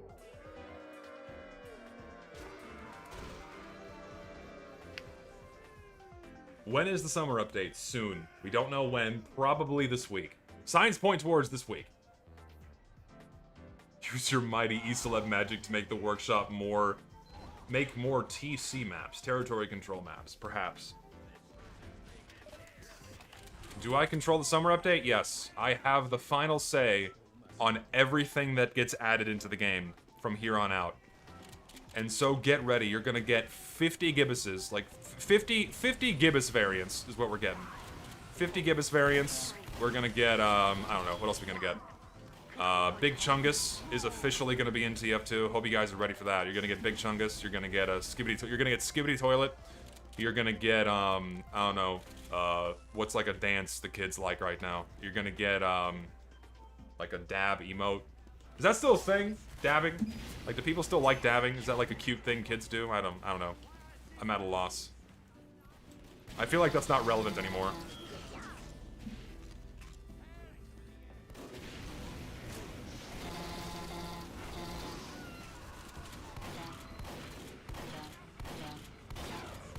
Sniper should not be able to do that.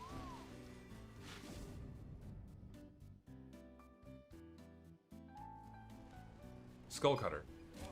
Planking, yes, planking. That was I remember that. I remember that thing. Please add your bedroom as a TF2 map. It's horrible. It's so killing the art style even more. Yes, I demand for total art style death.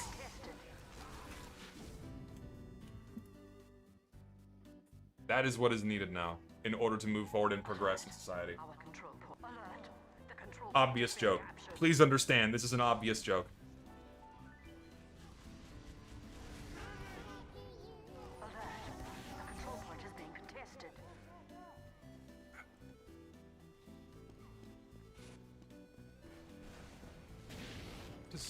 What is happening? What's going on?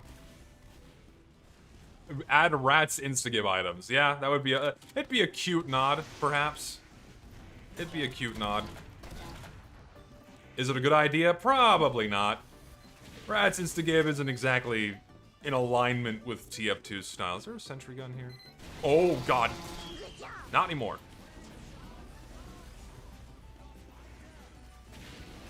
Am I afraid of rats? Not really. I'm not really afraid of many things. I'm afraid of heights.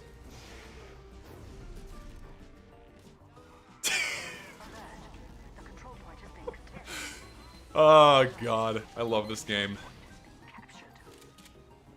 Can't just good player interactions. Good and fun.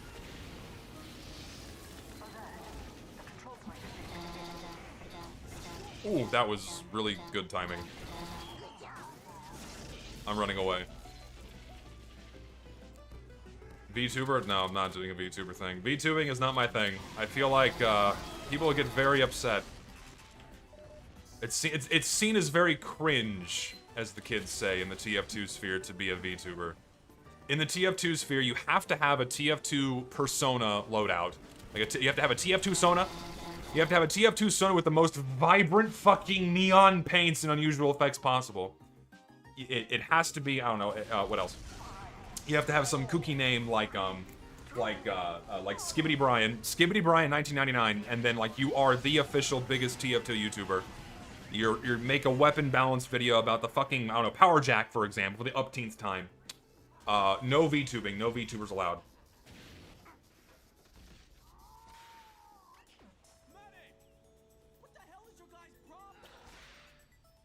What else am I missing? What else is, or you have to, or it's your face, or you have to have your face. Your face is you, if you're a TF2ber. And everyone does it too early, and everyone looks like a teenager. And then if you're not a teenager, you look like me or Dane. We're old as fuck and have facial hair. That's what we are, balding old men with facial hair. You either look like me or Dane, or a child. There is no middle ground with TF2 YouTubers.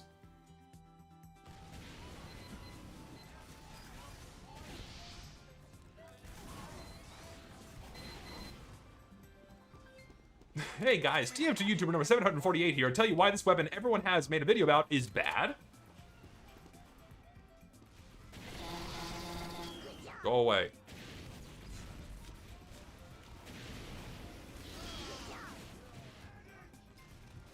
Funny head.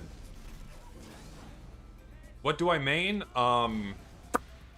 The control point is being contested.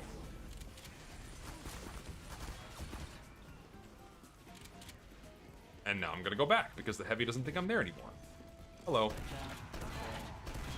is being contested. I like shotguns.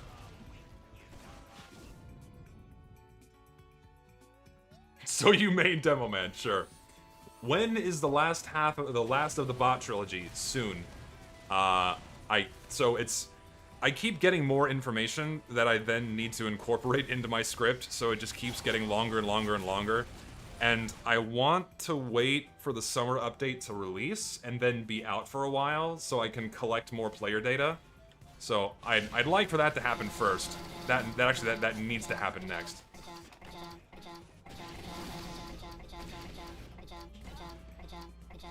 So patience is a virtue.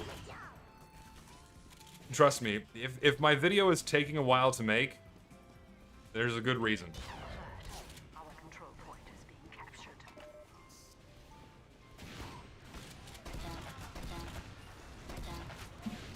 Ow. When is the summer update releasing? Soon. Probably this week, at some point. Very soon, likely this week. Time will tell. We don't know for sure exactly. We never know for sure exactly. But sometime this week. I'm not making a fucking shortstop video. Stop asking me to do it. I'm not gonna make a shortstop video. What is there to say? Shoot 4 pellet, do worse damage, bad, don't use it, scattergun better. Suggest really shitty rebalance idea. Make everyone mad. I get canceled on Twitter again because I called the shortstop the wrong pronouns, and then that's the video. That's how it's gonna go. I'm not making a fucking shortstop video. Shortstop. I watch the show The Boys. No, I don't really watch much television. I don't watch much television. If I'm watching something, it's gonna be anime. Gun. I love 106 damage per shot. Ow.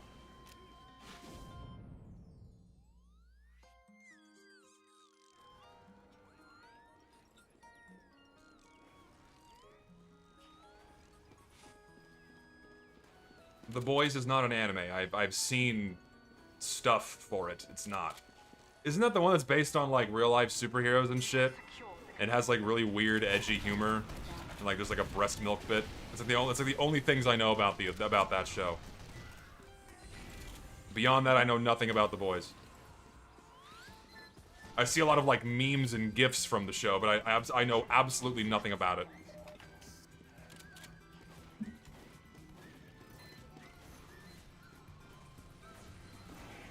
Shoot. Shoot.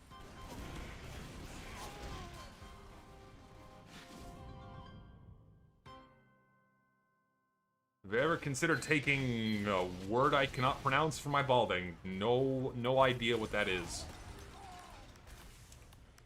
Me and Wheezy were talking about how someone could make an internet historian type video with save TF2 and fix TF2, especially with all the UFR clips. Probably. I mean, I'm surprised someone hasn't done that yet. It's very low-hanging fruit. Anyone wanting to break into the TF2 YouTube scene and wants to bank off some current hype surrounding fixed TF2, make an internet historian type video with all the clips. With all the clips and stuff from fixed TF2 and save TF2. Instant 500,000 views. Try 110. Whatever that currency is. What is TRY? I am not able to shoot this game. What is TRY? What is that currency? Turkish liras. Thank you. I don't think it's Turkish liras, though.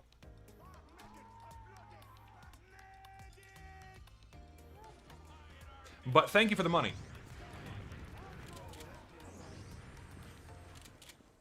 £5. Of course, you're not going to post your shortstop video because you blew your darn April 1st submission. I'm not. Listen, I don't have fast turnaround times. It's hard for me to have fast turnaround times because I just don't like rushing content. I hate rushing content. I hate squirting out a video for the sake of squirting out a video. It's not how I operate.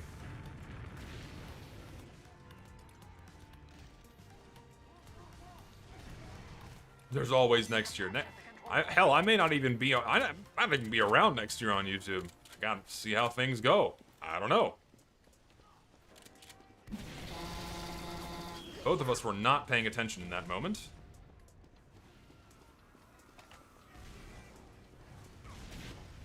Post short stack. We're not talking about. That's the wrong short. Wrong type of short. Short stop, not short stack. Very, very distinct difference. Different thing.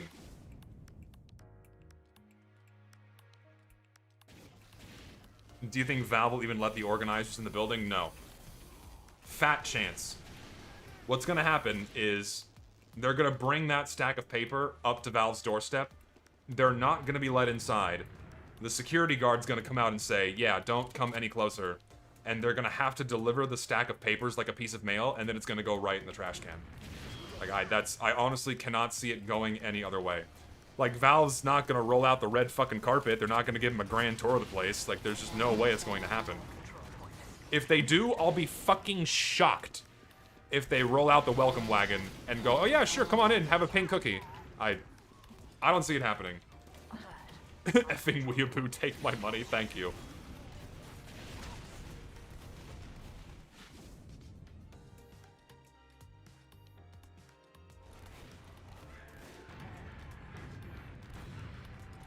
How about a video on how one-of-a-kind weapon mechanics and how they work, like the Sydney Sleeper's quenching mechanic on Headshot? I don't think it does that anymore. Does it? I think they changed that. Why are all of my dogs in here? I have 3 dogs in this room. What are the pink cookies? You know, that's the pink cookies that Valve has at the snack bar. You know, the very famous pink cookies that everyone eats on their snack breaks.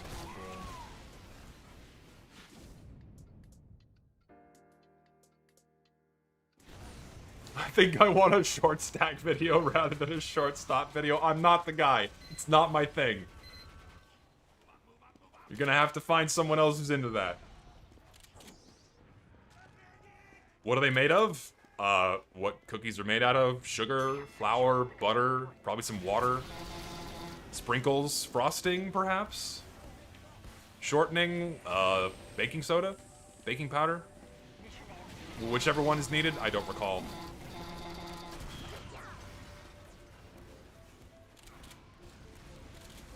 Ow. I fear Midna fans. Listen, I got a buddy. You may or may not know him, but he likes Midna.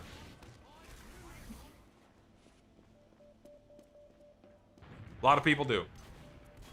Your Mario Kart 8 lobby music? I think you are. Let me check. Yes, you do.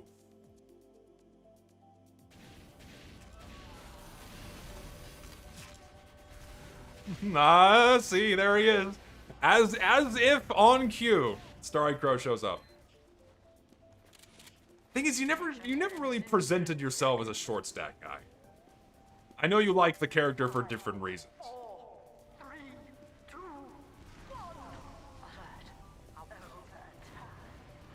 Have I seen the recent Almaxo video? No, because I don't have the time to sit down and watch a 5-hour-long video about fucking Sniper.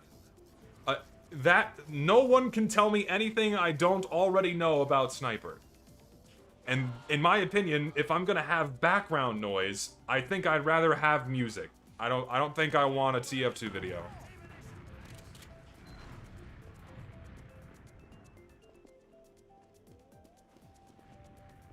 It's not my kind of content. Ow.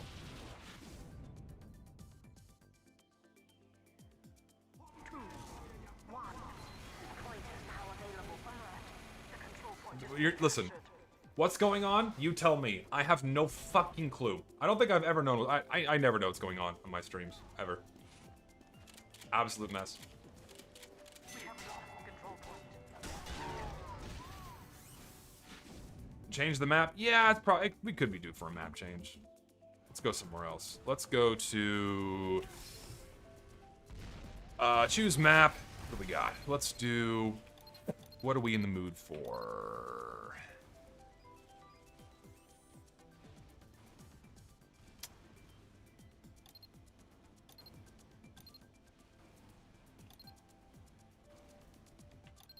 I'm feeling Banana Bay.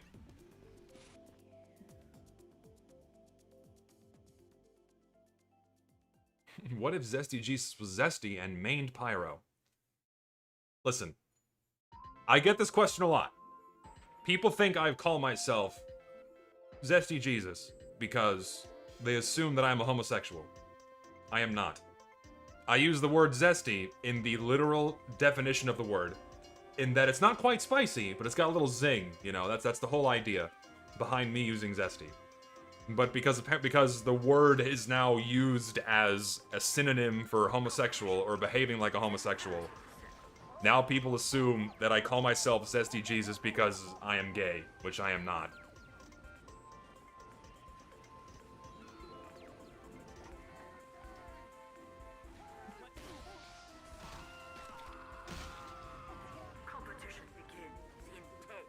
I don't know when it became a thing, but it did. It's a thing now. Why it's a thing? I don't know. I don't know who started this, but it's just it's a thing.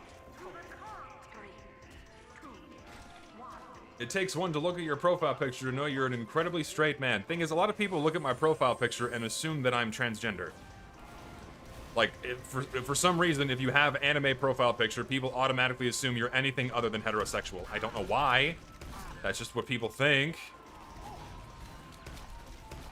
I gotta warm up this demo, man. Ugh.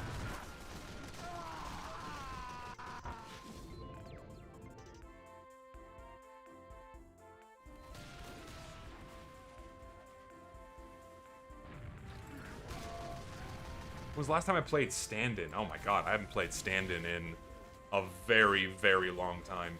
Too long. Also, I don't get it. I don't understand why there's like this call. Like, a lot of people really want me to be anything other than heterosexual. I mean, I get it. I'm quite the tall drink of water. I understand, but I don't swing that. I just charged right into that. It wasn't even intended for me, but I took it like a champ.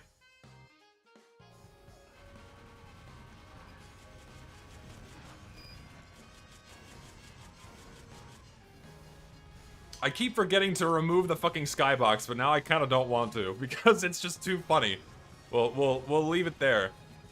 Like how the sun is like right on her face like a mole. Let me on. I want on the fucking train. Let me on. Nice. Hello, NG. Good job. Good job.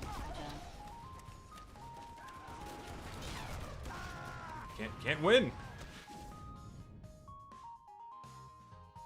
See, I can read your donation. I don't have to say it out loud. But thank you again for the money. Azumanga or Lucky Star? I'm still gonna pick Lucky Star. I love both. But I'm still gonna pick Lucky Star. Say it for clout? No. I don't feel like it. Oh my god, kill this man. Of course he gets the crit.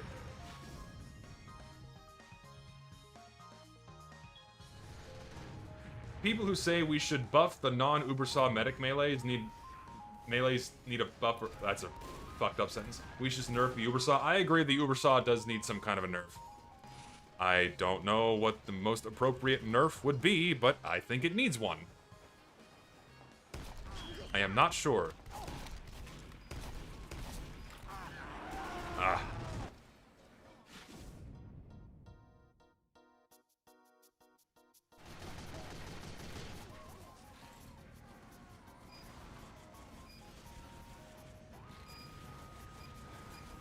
random crits and that's it. No.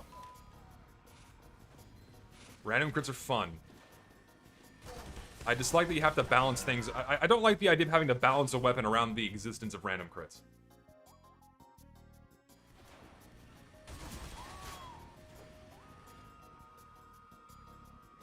Crits become mini crits?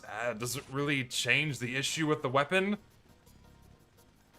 If anything, crits are counterintuitive to what you want the Uber Saw to do. You want your target to live for longer periods of time so you get more Uber. With more swings. That's the point.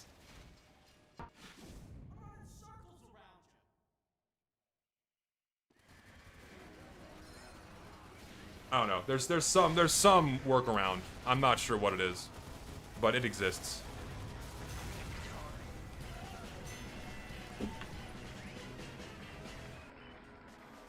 I thought you didn't like random crits? No, I think random crits are fine. Random crits are fun only when I get them. That has always been my stance. I've been saying that on my streams for years. I like random crits only when I get them. Therefore, random crits are fine.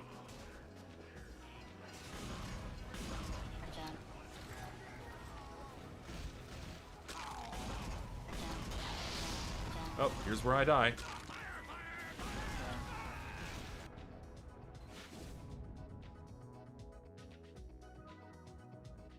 Plus 25 Uber on kill for the Uber Saw? It already does that.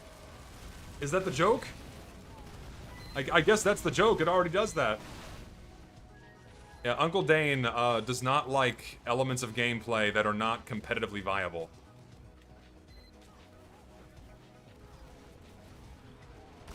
Oh, 25 on kill. My bad, I'm stupid. I am not a smart man. I cannot read. I lack reading comprehension. Please forgive me. I am not the sharpest tool in the shed. Okay, no shot, no sentries. Sentries are bad. Fuck!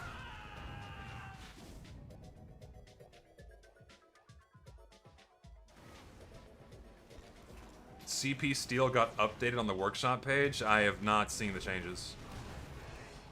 I should check that out. I would reduce Uber duration on wear so Ubers are more common but crappy. It's not the worst idea I've heard. If you're able to get Uber easier, shorten the duration. Perhaps that's not the worst it's not the worst idea ever. It would absolutely require some kind of playtesting.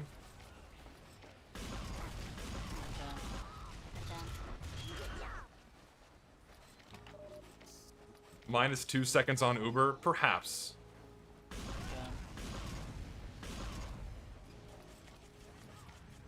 What IEMs do I use? They are KZ something or others. I have to look at the name. I always forget the name of them. Fuck!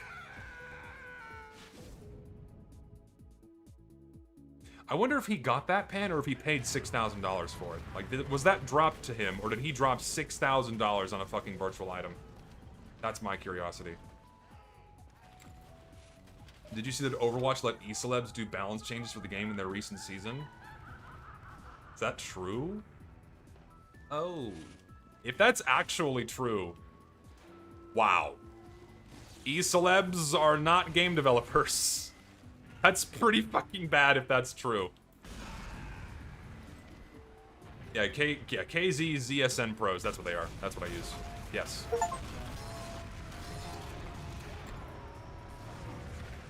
Too much chaos.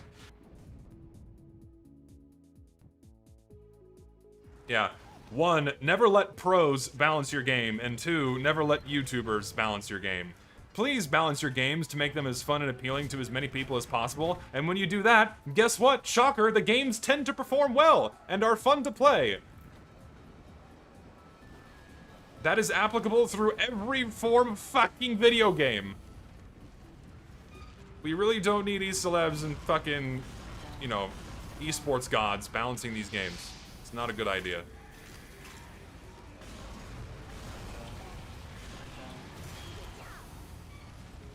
I like this gun. You should use the reserve shooter more because I said so. Okay, my mouse is breaking. This fucking little wheel is what I use to change my weapon, and it's become so loose that I have to, like, hit my mouse hard enough and it changes my weapon. It's very annoying. I'm gonna go out and buy a new mouse this week. This one has gone through its cycle. Competitive gaming was a mistake. I think the business of designing and balancing games, trying to appease esports for the sake of chasing money, was the mistake. If you want to play video games competitively, then by all means, you do that. But please do not design and balance video games in order for them to be an esport. It makes them very much not fun.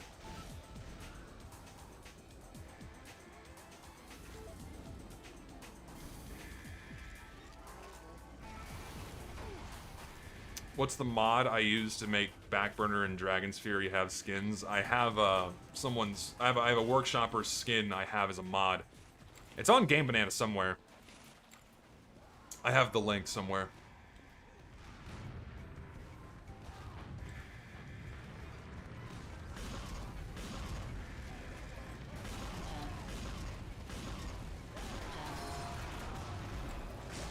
Go away.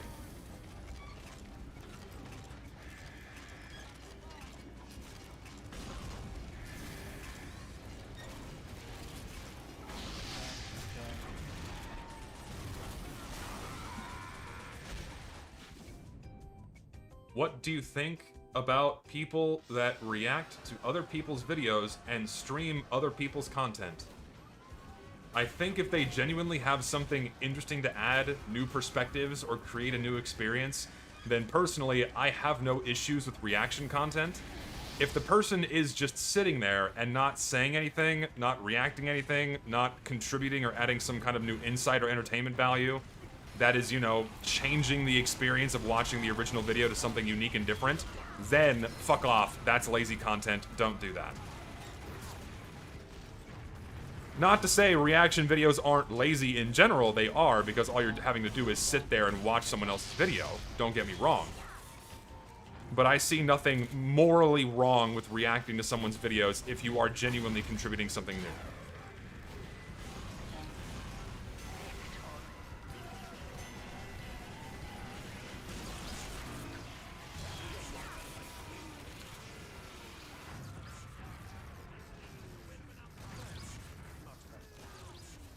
I like the YouTubers that pause the video every 10 seconds to add something. Yes, if they're adding something and they're actually talking about the piece of media they're watching, that is, again, adding something new, instead of either just repeating what the video just said or not saying anything at all.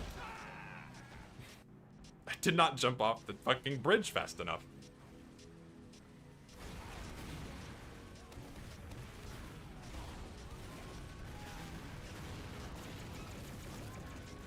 Why the hate for esports so much? Because the way it's steered video game development over the last, 8 to 9 years, maybe a bit longer, has been largely nothing but negative.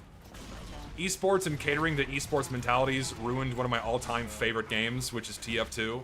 That's why I will always harbor intense hatred for anyone that thinks any video game should be designed for esports in mind first, or any existing video game should be catering or balanced towards an esports mentality. That's why I have a strong, strong disdain for esports in general. Again, if you enjoy it, go play it, but keep it the fuck out of my fun games.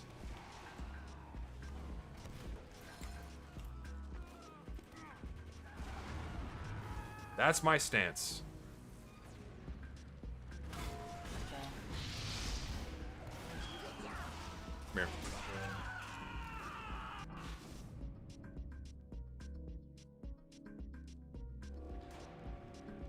No, I did not watch Grouch's spy video. Look at Counter-Strike and the people who played if you want to know what's wrong with competitive games. Like, I have attempted to play Counter-Strike before. I don't have fun because people sweat in that game so much.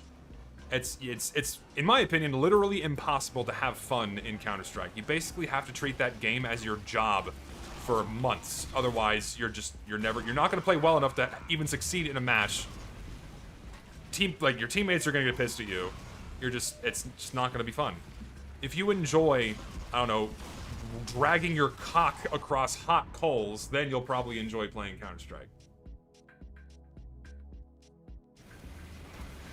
Oh, don't worry.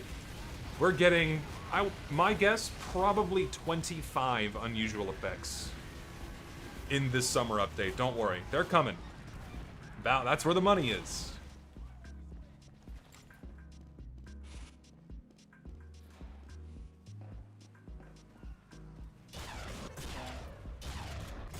I don't know why I swapped my fucking gun.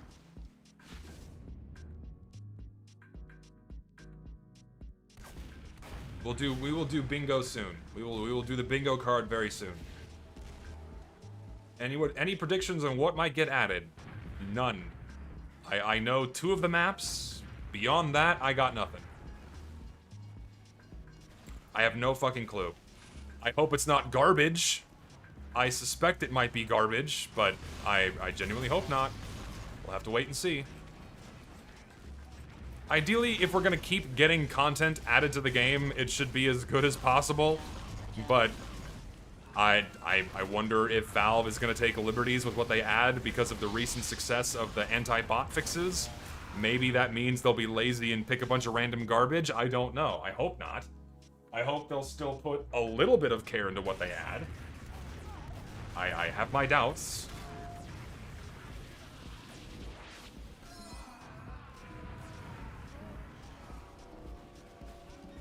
I can enjoy one match of Counter-Strike with friends a month. Outside of that, the skill floor and base knowledge of hyper-specific angles and strats and all that stuff just pisses me off. Yeah, I don't like it.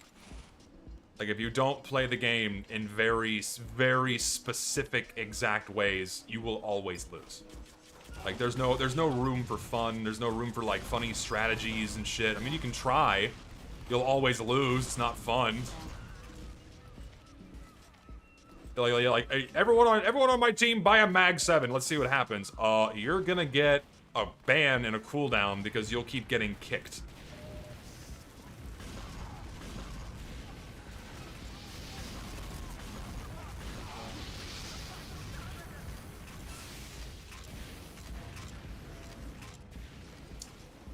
How long do you think we should boycott? I don't know.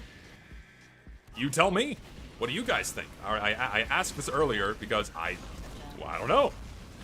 For a long enough period of time to know that bots aren't going to be coming back? Well, then how long should that be? A month, 2 months, 3 months, a year? We have no fucking clue. Bots will inevitably come back, don't forget. It's just a matter of time. So, like, what is our litmus test for how long we need to wait?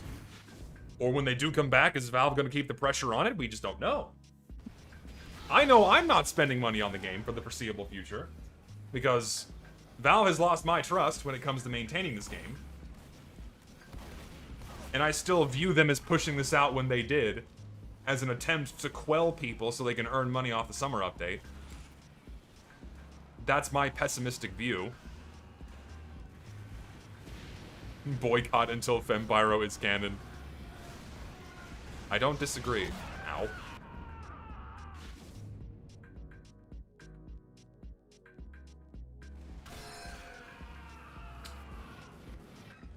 You heard that EA is shutting down servers for Battlefield 3, 4, and Hardline? Shocker. They want you to play the new game. You will not play old games, you will only remember them. Sorry, buddy. I love modern video game development. It is so fun. So great. Hi, yeah, you make a really good game. Sorry, now we're just gonna put out a, the new iteration that is just objectively worse.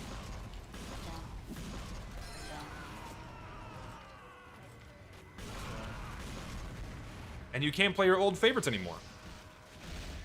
By the way, please buy the $13 Battle Pass.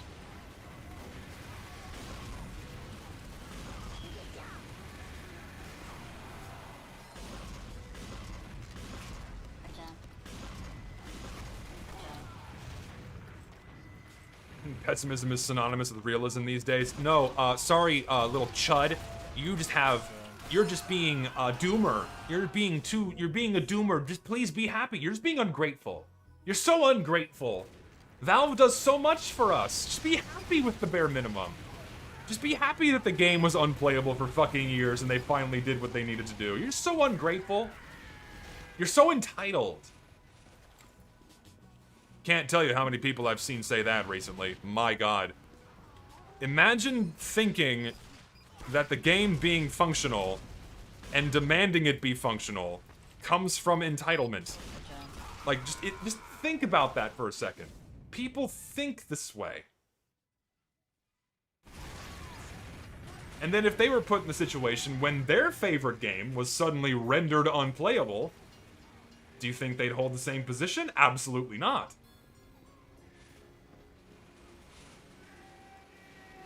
Ooh, no train.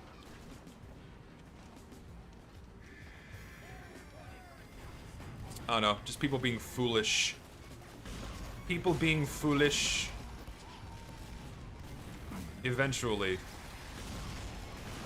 Come on. I want to get an air shot. You see with the new vac wave, you're now being banned for trash talking. I very strongly doubt that's happening. I have yet to see anything that resembles someone getting banned for trash talking. If that's happening, it's happening on community servers and not because it's a vac thing. Valve doesn't ban you for using the text features.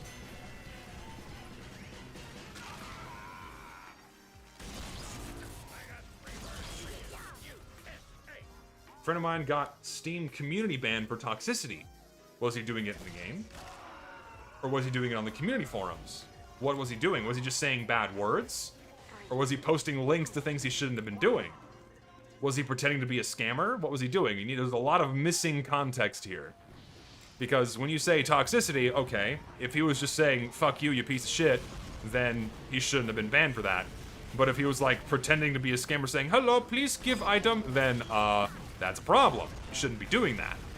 Because I've also received a temporary community ban for leaving a comment on someone's profile that Steam automatically flagged as looking like a scammer.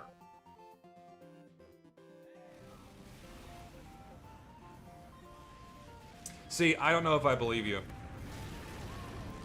Specifically notes the game, no links, and was being mean in-game. I very strongly doubt this. He must have ran into a dev inside of a game server and got a hate boner from them, and that made it so he got banned. I think that's what happened. He just got super unlucky for typing the N-word at the right moment and right time, and caught the ire of the Valve employee that just happened to be playing TF2 that day.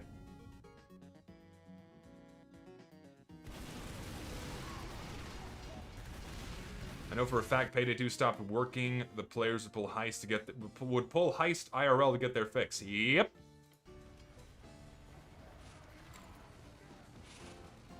Should we boycott until Valve starts giving a shit? How do we know they've started giving a shit? To some people, the fact that they've started banning bots again is all the indicator they need.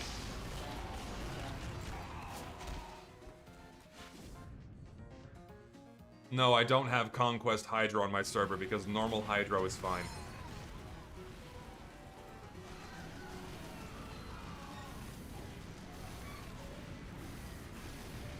Normal Hydro is totally okay.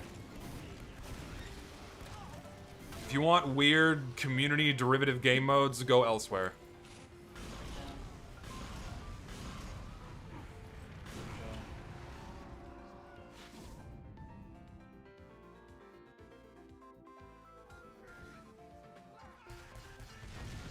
Oh, is it possible for Valve to add new weapons? Sorry, I missed your donation. It's not impossible, but are they going to? Probably not. There's a very, very, very, very low chance of them actually adding... Actually, no, it's never going to happen. Valve will never add new weapons ever again. Valve doing anything that resembles more than the absolute bare minimum for TF2 is never happening again. It's been this way since 2017. All we're going to get are cosmetic cases, skins, taunts, unusual effects, and maps. That's all we're getting. That's all we've been getting since 2017. And the occasional bug fix. And then, shocker, they actually did something about the bots. But they will never be updating this game in the ways they used to prior to 2018. It's just not going to happen.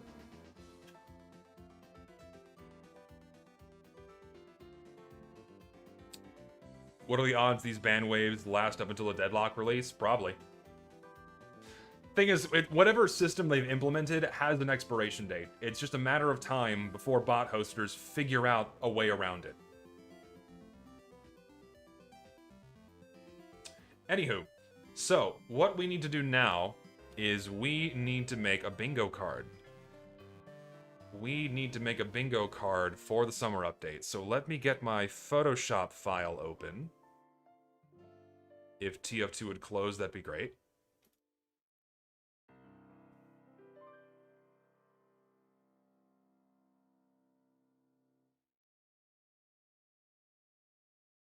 Do you think Valve will stop doing any updates at all at TF2? I really don't see why they would.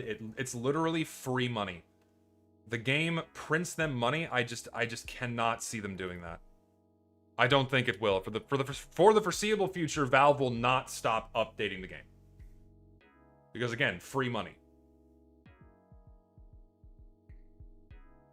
Okay, so I'm gonna quickly piss because I have to go. And I'll be right back and we can make the bingo card.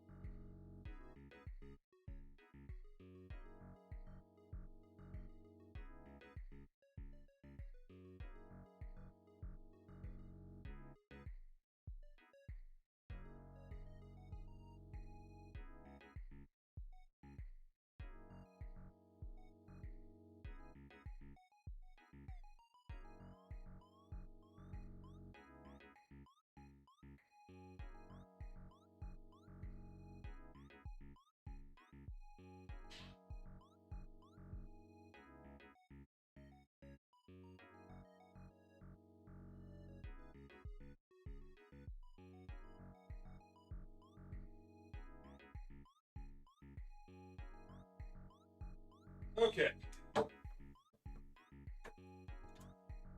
Fucking strawberries, Jesus. Okay, I'm back. Jesus Christ, enough. Enough with the strawberries! I hate that strawberries have just become a meme here.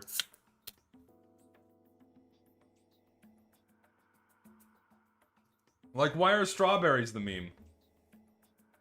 I know, okay, I know why the strawberries the meme, but like, of all things to stick, it's the fucking strawberries.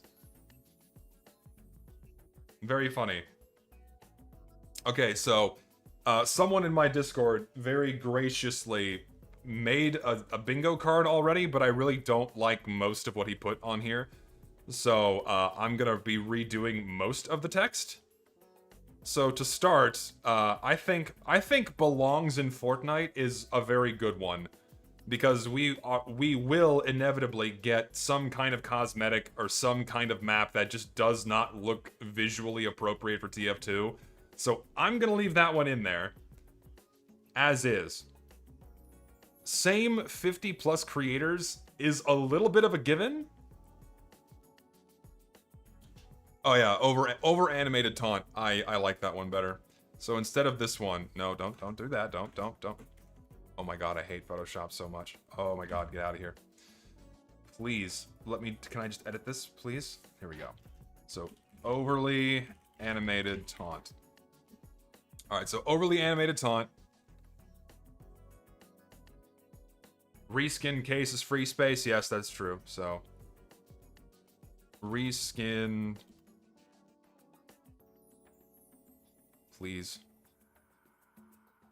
Case. Reskinned case for the free space. Yeah, crabs makes no sense because that trend is dead. So 50% of cosmetics are all class. I'm willing to leave that one in there. I think that's to be expected. Flowers? I haven't seen a lot of, like, summertime slop on the map. Okay, I'll do no war paint case. We'll do no war paint case because I think that's we're probably not going to get one. That's my guess. But we'll see. I might be wrong, but I'll say no war paint case here. 36. We'll say no war paint case. AI generated, I think that might be a possibility. Not a concept, but like an AI generated war paint. We'll put that there too. 4 plus recolors. No, I think 4 is too low. I'm gonna say 5. 5 plus recolors for the same unusual effect. Furry and fetish bait can stay there. Broken maps guaranteed. 20 plus unusual effects. I'm gonna bump that to 25. No, let's keep it at 20. 20 is probably a good threshold. 20 is good. Popsicles or ice cream is kind of outdated. What should go here? What should I put here instead of popsicles or ice cream?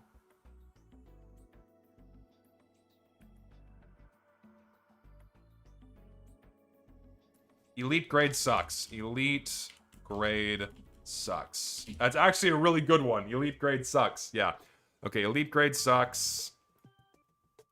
Definitely can do that one. Yep, elite grade sucks. Yeah, object on head. Gotta have that. Object on head. And then we have... We'll just say, instead of shoulder pet, pet item.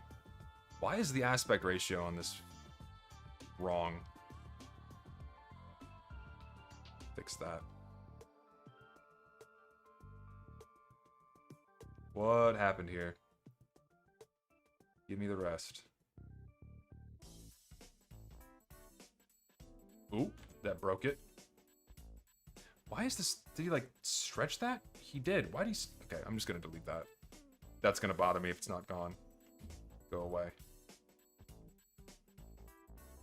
So, object on head, we need 5 plus recolors the same effect. Bring you down. Nope. Bring you down here. Broken map. And so we said, shit, what was I putting here? I already forgot. Fuck. No, I'm working my way down. I'm working my way down in the rows. Don't worry. Working my way down. Working my way down. Working my way down through the rows. If there's a repeat, we will address it. So, oh yeah, pet item. Thank you. So, pet item. So, pet item. Yes. That's basically a guarantee. We'll get at least one pet item. Object on head. Bump that to 48. So by pet item, it's going to be an animal on the head, on the shoulder, on the back, what have you. Reskin case of the free space.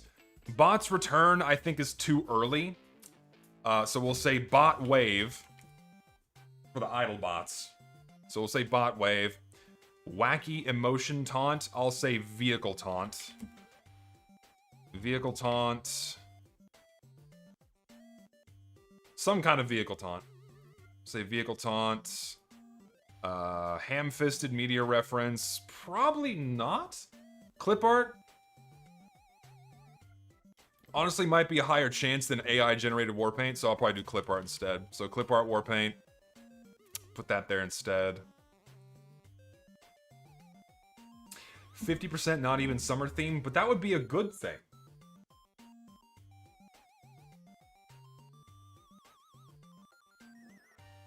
Ah, bad paint region. That's a good one. So let's do... We'll do bad paint region. Bad paint region's a good one. Bad paint region. I don't know about ham-fisted media reference. I don't know about ham-fisted media reference. Maybe I'll leave that in. Okay, so we need a replacement for this. So we have object on head, so how about... Thing is, I already know that there's no VScript game modes, so I'm not putting that on there. Like, we know we have 8 maps, and I know that none of them are VScript, so not putting that on there.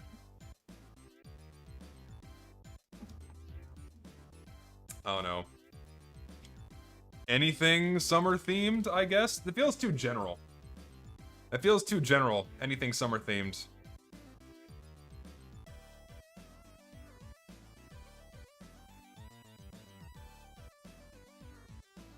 We have, okay, so we have paint, we have bad paint region already. Hawaiian cosmetic, yeah, okay, so we'll do Hawaiian. Hawaiian. Hawaiian, or beach. Hawaiian or beach themed. We're not gonna get 25 plus hats because that's just a limit of what can be added to the case. So ICS map. Actually, no, I don't think any of his maps got in because he doesn't make new maps. He makes shitty reskins. So no ICS map. We have a vehicle taunt already. Let's see, poorly optimized map, paintable nightmare, bug fixes. Sure, we'll do bug fixes. Let's just put that in there. Let's have a positive square in here that Valve actually adds bug fixes.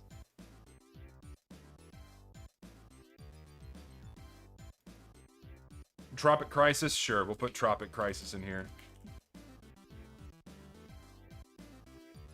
We'll put Tropic Crisis in here.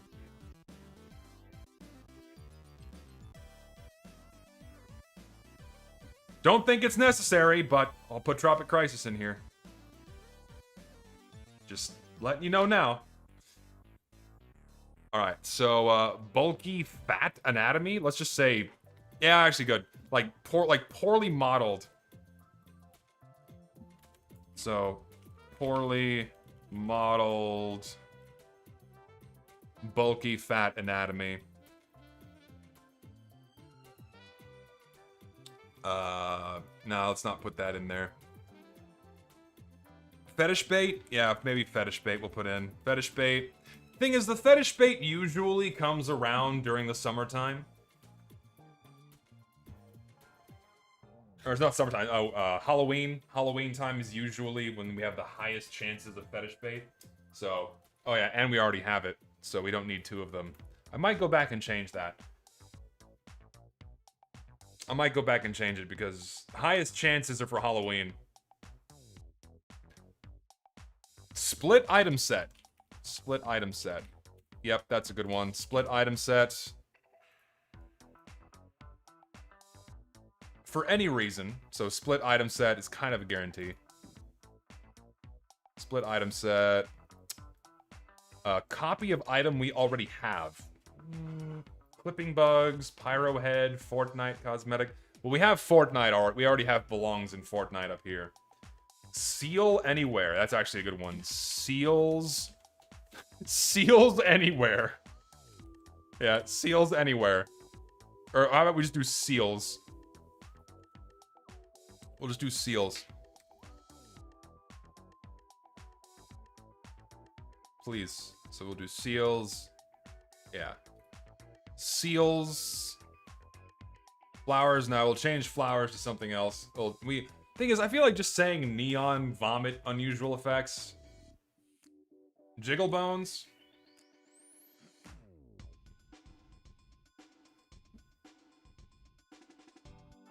Missing textures, tacky. I feel like it needs to be a little more specific. I'm gonna bump the font size on that one. Reddit slop political. Thing is, Valve tends to be pretty good at avoiding anything socio-political. They fuck up sometimes. I feel like that's too low of a chance. We already have bad paint region for team recognition. Broken map on launch. Did I have that on here? Yeah, we have broken map on here already. Ah, broken war paint. Yeah. Broken war paints. Where Valve forgets to add the shine or something else to that effect. Yeah, that's kind of an inevitability, honestly. So bring you here. Broken war paint. If they add any, we'll see. Broken war paint. Bring that down to like 45 so the T fits on there. Still too big. 40. Not 4. 40. There we go. Overly detailed texturing? I think that would probably apply to something that's like vaguely in this category or saying it doesn't belong in TF2. Sticker war paint? We have clip art war paint on here already, I think. Put it, yeah, up here. We have clip art war paint already up here.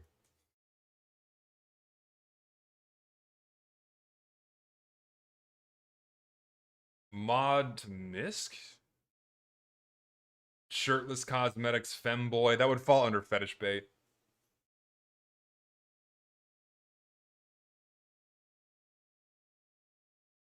Oh yeah, he spelled fetish wrong. I'll fix that. Furry fetish bait. Non-cohesive item set. Stolen or AI art. I'll add that to here. So we'll say stolen AI or clip art warpaint. We'll do this up here. Stolen AI clip art warpaint. Put that up there.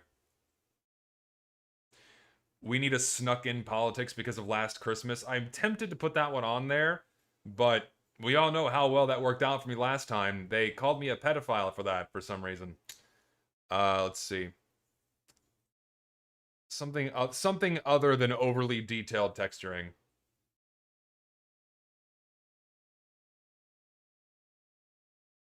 Game reference. Yeah, well, the thing is we have ham-fisted media reference here, so that one's already covered. I feel like missing textures is an easy way out, but I'll say missing textures. I feel like that's too easy of a way out. But we can say that. Yes, I'm still listening. Thank you, YouTube. So yeah, we'll say missing textures. I'm gonna summer update bingo extravaganza 2K24. Summer bingo update sex extravaganza 2024. Bring that down to 95. Very nice. Change the colors on this. Let's go with a vibrant purple. That will do. Ugly. No new contracts thing is like, that's just a guarantee. Like we are never getting contracts ever again, except for Halloween maps. That's just how it's been and how it's going to continue to be.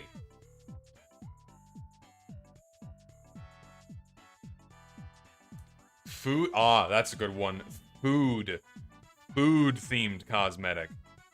I kind of like that more. What could I replace that with? I like the idea of a food cosmetic. What could we change? What's something that's just basically guaranteed? What is guaranteed? Well, Tropic Crisis is guaranteed, so I'm just gonna do food cosmetic. Food. Just food. I will do food. Bug fixes and food. Nah, I'm gonna put bot wave. Bot wave out of my own curiosity, because I want to see if idlers come back. En masse. I think they still will. I want to see if they do it again for summer like they did last year. 100 case openings?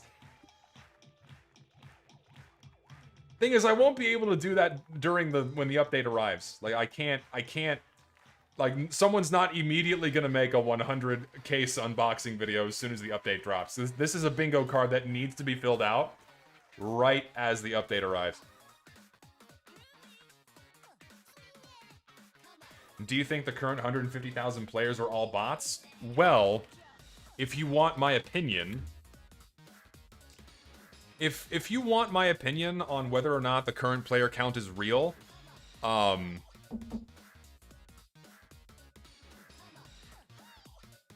in my humble opinion, signs point towards no.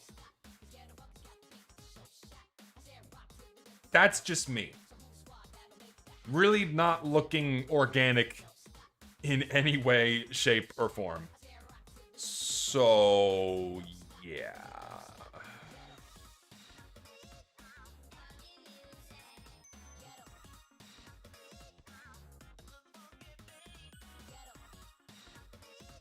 Let's add one more app to compare. So how do I do that? So let's do you, and you.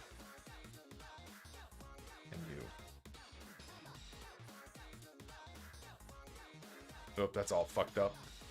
That did not work the way I wanted to. Does it have to be similar player counts? Yeah, it probably does. It doesn't scale things properly. So, I don't know about you. Actually, let me see. Can I change the time window? Do Ah, why does it lower the resolution of the data? That sucks. I wish it didn't. Anyway, I don't know about you, but this player count doesn't look real. It just doesn't seem real to me at all. Like, does that look like a natural, organic rise in players to you? And it's even worse because you can still see like the normal daily activity here pretty cleanly, but then it just goes away entirely. What the fuck is happening? Yeah, I'm very skeptical that 150,000 people are playing the game right now. That's just me. No, yeah, and then you go to teamwork.tf, right?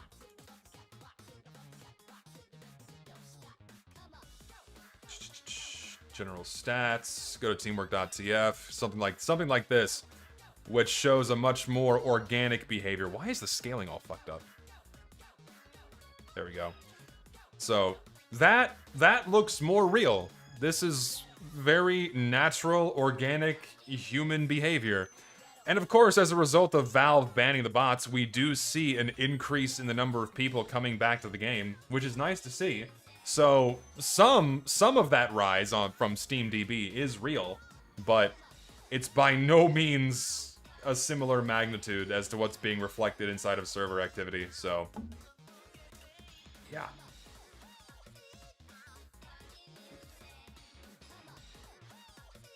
Anyway, I think that's good. I don't like the jack. We need a different one. We need a different one for this. Give me a different soy jack, because I really don't like the one that's used. We need a more unique one. I need a very... I'm just gonna look for... What is this one called? What is this one? This one I've seen floating around is very good. I need to see what the tags are on this one, though. Hang on. Load, you bitch.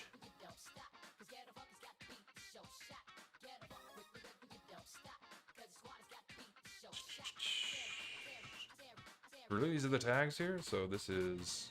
Screaming, I guess, is the right tag for this one. Can't show that on stream! Oh, Lord. Oh my god, all of these are fucking terrible. These are terrible and great at the same time. My god. Give me... Oh my god. Let's go. I keep seeing no, listen, there's a lot of not safe for work stuff on here. That's just a picture of a woman's boobs. That is not an actual soy jack. Great. Can't show that. Alright, let me see here. Let me go back a few. Hold on, I'm gonna keep looking at recent posts to see if I can spot the one I'm thinking of. See, you may give me permission, but YouTube does not give me permission. We can't have that. Let's do this. We'll do summer. We'll do summertime themed ones. We'll see if there's any summertime themed ones. Surprisingly, none. What? About flowers. Flower. Is there a flower? There has to be a flower one, like a sunflower or something. Come on. Watermelon. Could do watermelon. Some other kind of like summertime fruit. Oh, Jesus Christ. Okay, this one's pretty good. I think I'm gonna make the executive decision. I'm going with this one. If it would load, that'd be great. Come on, load. There's Uncle Topia ones. Is there? We could do an Uncle Topia one. If it's the ones I'm thinking of, it's probably not a good idea.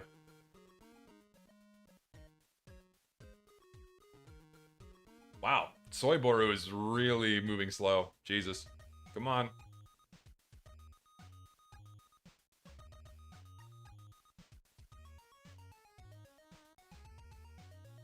We're not doing an Uncle Toby one. And ooh, it just... What the fuck is happening? Whatever hosting service they use for this website, Jesus Christ, they need to update their shit. Something is moving real slow. Something is chugging today. And site's never reliable. Well, there you go. I might just have to Google it.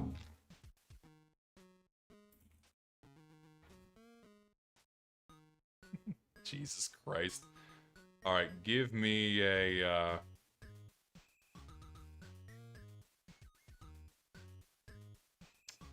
Man, you think Google would be more reliable? See, now you're the second person to have said this in my chat, that people are getting banned from trolling in TF2 text chat.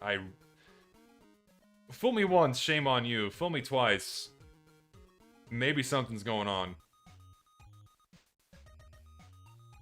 And see, and now I'm curious if they were actually posting, like, just normal shit-talking? Or were they posting links?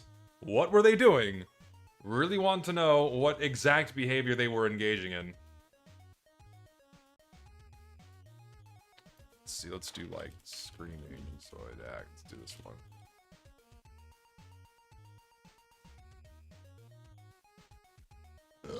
Let's see.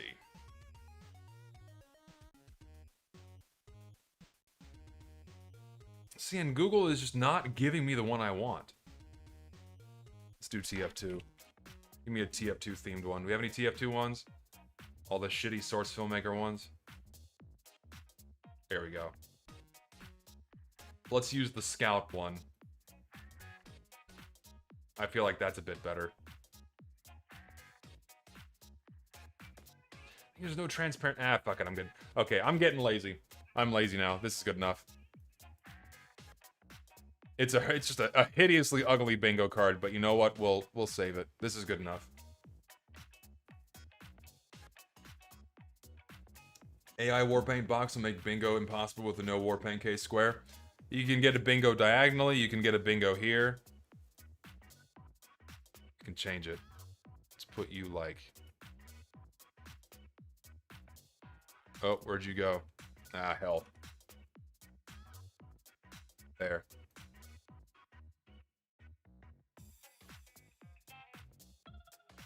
There we go. Better.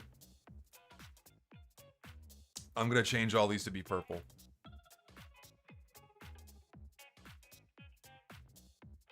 Hang on, I'm gonna make these purple. It has to be purple. I want this to be as ugly as possible. There we go. There we go. Actually, select... I should just be able to select the same thing. Select... Probably can, I just don't know the command.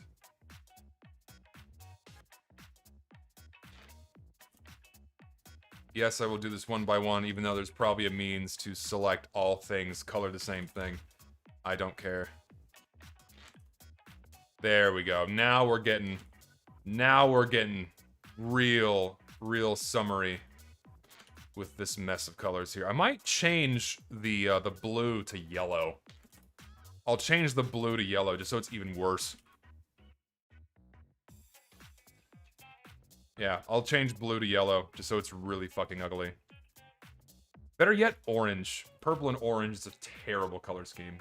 Let's do like really vibrant orange. It's not really readable. Let's do yellow. It's not readable. Shit. That's good enough. We'll leave it. There we go.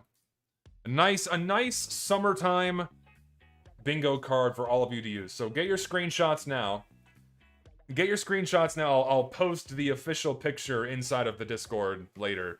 So if you want that, or if you want notifications for when I go live or upload a video, join the Discord in the link in the description below. And I will upload this into the Discord for later. Otherwise, take your screenshots now.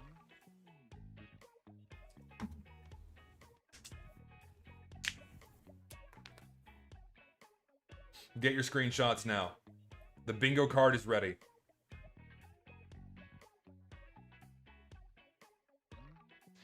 Do you truly believe that we'll get a Warpaint case at all? Honestly, I have no fucking idea.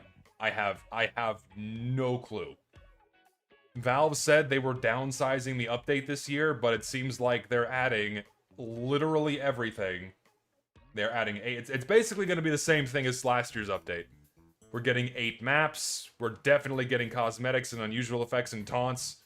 I don't see why they would also not select skins. We'll see. Time will tell.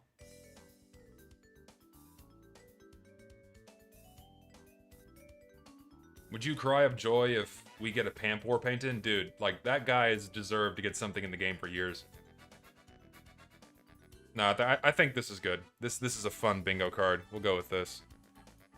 Alright, we're done. Bingo card is done. So.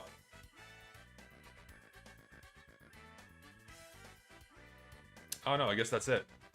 I guess that's it, unless people have, like, I don't know, a video recommendation that they want me to watch. Have there been any hip-hop, new, fresh videos out there that you'd want me to look at?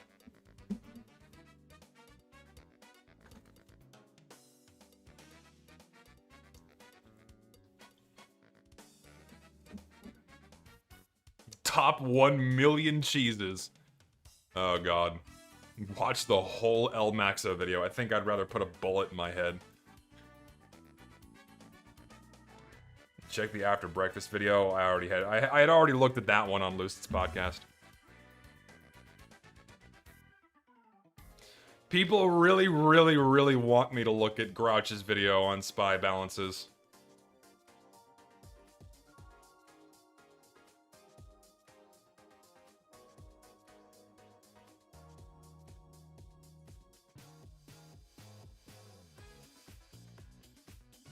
I'll do what the people want, I guess.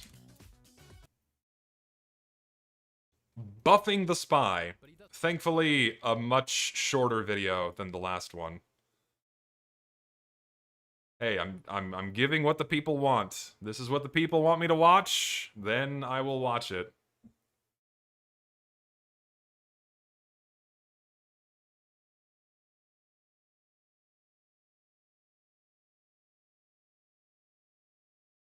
Dare I do this now, or do I save it for another day? You're gonna need another beer for this? Oh boy.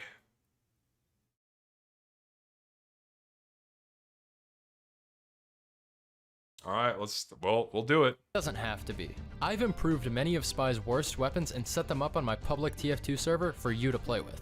In my last video, I changed 30 of TF2's most broken weapons, so this will be building upon those already existing changes, which many of you utterly despised. I'll be addressing that at the end of— Yes, for very good reasons. Many of them were very bad. And listen, like, people thought I was, like, sending hate towards this guy. No, we were having a good time reacting to his, frankly, really bad ideas. And, like, sure, you could go fuck around and play on his server and have a good time, but, like, we weren't personally attacking the guy. I don't know why people interpreted it that way. It's like, oh, my bad, we think his balance idea is terrible. It's not like, we're not, like, saying he's a piece of shit. Ay, ay, ay. Of this video, don't worry, but for now, let's talk Spy, starting with the Disguise Kit. Spy can now sprint while disguised by holding jump.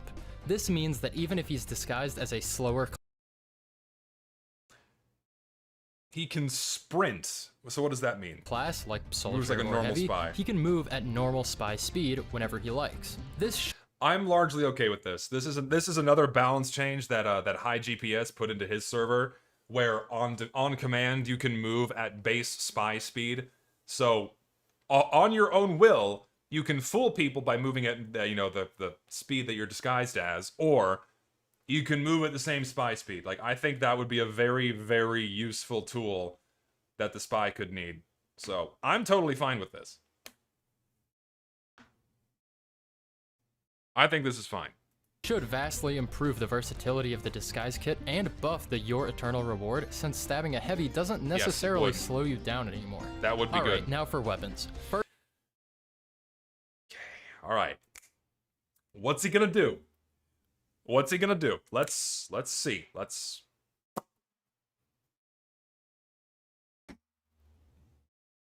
find out. First, the Enforcer, which was by far the worst part of my last video. I can admit that. I honestly thought I was buffing this thing by giving it a one-shot bleed ability to counter snipers. Why are people hammering my DMs? Hold on.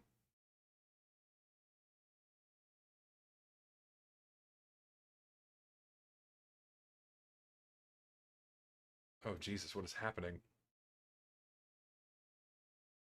Okay, never mind. Nothing important. Onwards. But I accidentally just Hold on, nerfed. rewind. I honestly thought I was buffing this thing by giving it a one-shot bleed ability to counter snipers, but I accidentally just nerfed the hell out of it instead. Yes, you did. You guys made that very clear in the comments. just having it do one shot and then it doing 65 damage over time.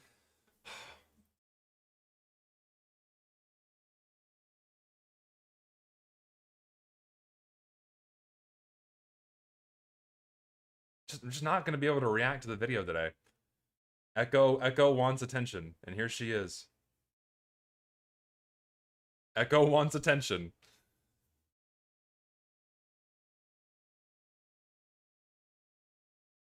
So I'll just go on the record and say, oops.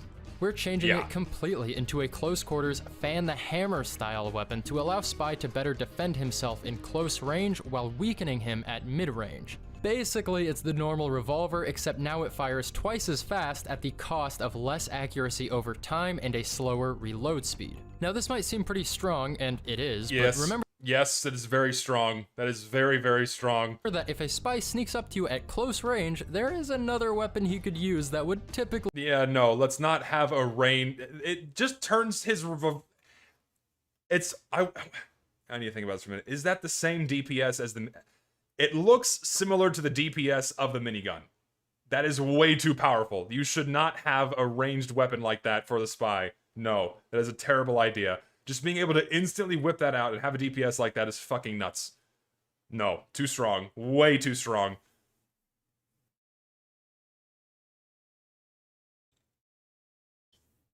Way too strong. What could he do? What could he do differently? I don't know. You can have it be the first 2 shots, not all 5. I think just having the faster firing rate on 2 shots is good, but like not all of them. That makes it way too strong.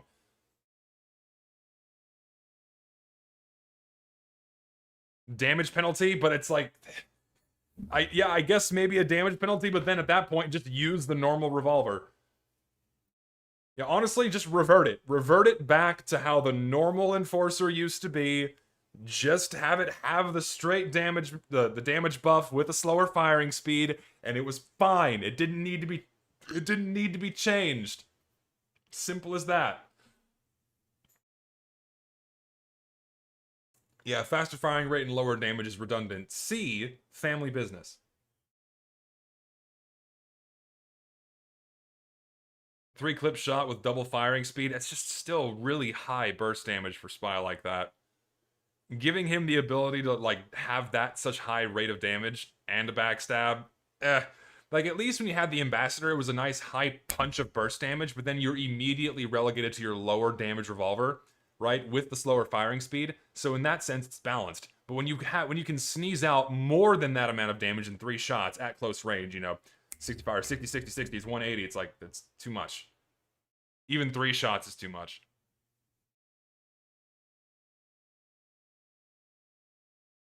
Just deplatform this guy? Nah, don't be so mean. I say just revert the Enforcer back to how it used to be. It used to be a nice middle ground between the stock revolver and the Ambassador. Like, if you still wanted a punchier burst damage but the slower firing rate without needing to headshot and not having as powerful of headshots, then it was fine. But, whatever. I don't think the Enforcer needed to be changed. be more effective than his revolver. I'll let you think for a second and try and guess what that weapon is. Now, since Spy can't backstab sentries, this gun will be especially effective in taking down buildings, which was one of the primary uses of the old Enforcer. There is a specific reason why they nerf revolver damage against buildings, because being able to deal damage to a building you've just sapped is really powerful. So, no, that goes against that specific balance decision in TF2. Not a good idea. And for all you math whizzes out there, these stats come together to form a 23% increase in damage per second over the normal revolver. However, this can be further capitalized on with correct cloak usage, since Spy can technically That's reload. a lot. Think about that. It's basically a 25% DPS buff. That's really, really high. While cloaked, as long as he begins reloading before he cloaks. Buffed. This pop-in, pop-out style of gameplay it's certainly better than the bleed on hit idea that he had, only because it's really good, it is too good. Combo nicely with our next Spy weapon, your Eternal Reward. Okay, what'd he now, do? as my friend Hintshot knows all too So, personally, I just say revert the Your Eternal Reward back to how it used to be. I think it was fine back then. I think it was more fun. The way it's balanced now, it's like a watered-down version of what it used to be. And the cloak drain on this thing fucking sucks. It's horrible. I don't know why it has it. Ugh. Let's see what he says. too well. This weapon is very fun when it works, but sadly most of the time it just doesn't work. However, we have the power to change that. Since it's the stealthiest knife with its silent backstab and instant disguises, I figured it would make sense to push further in this direction by increasing its cloak and decloak speed, making it the only knife to have a passive buff. It will still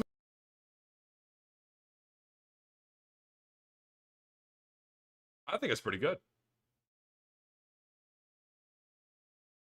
I think it's pretty good. I like that idea.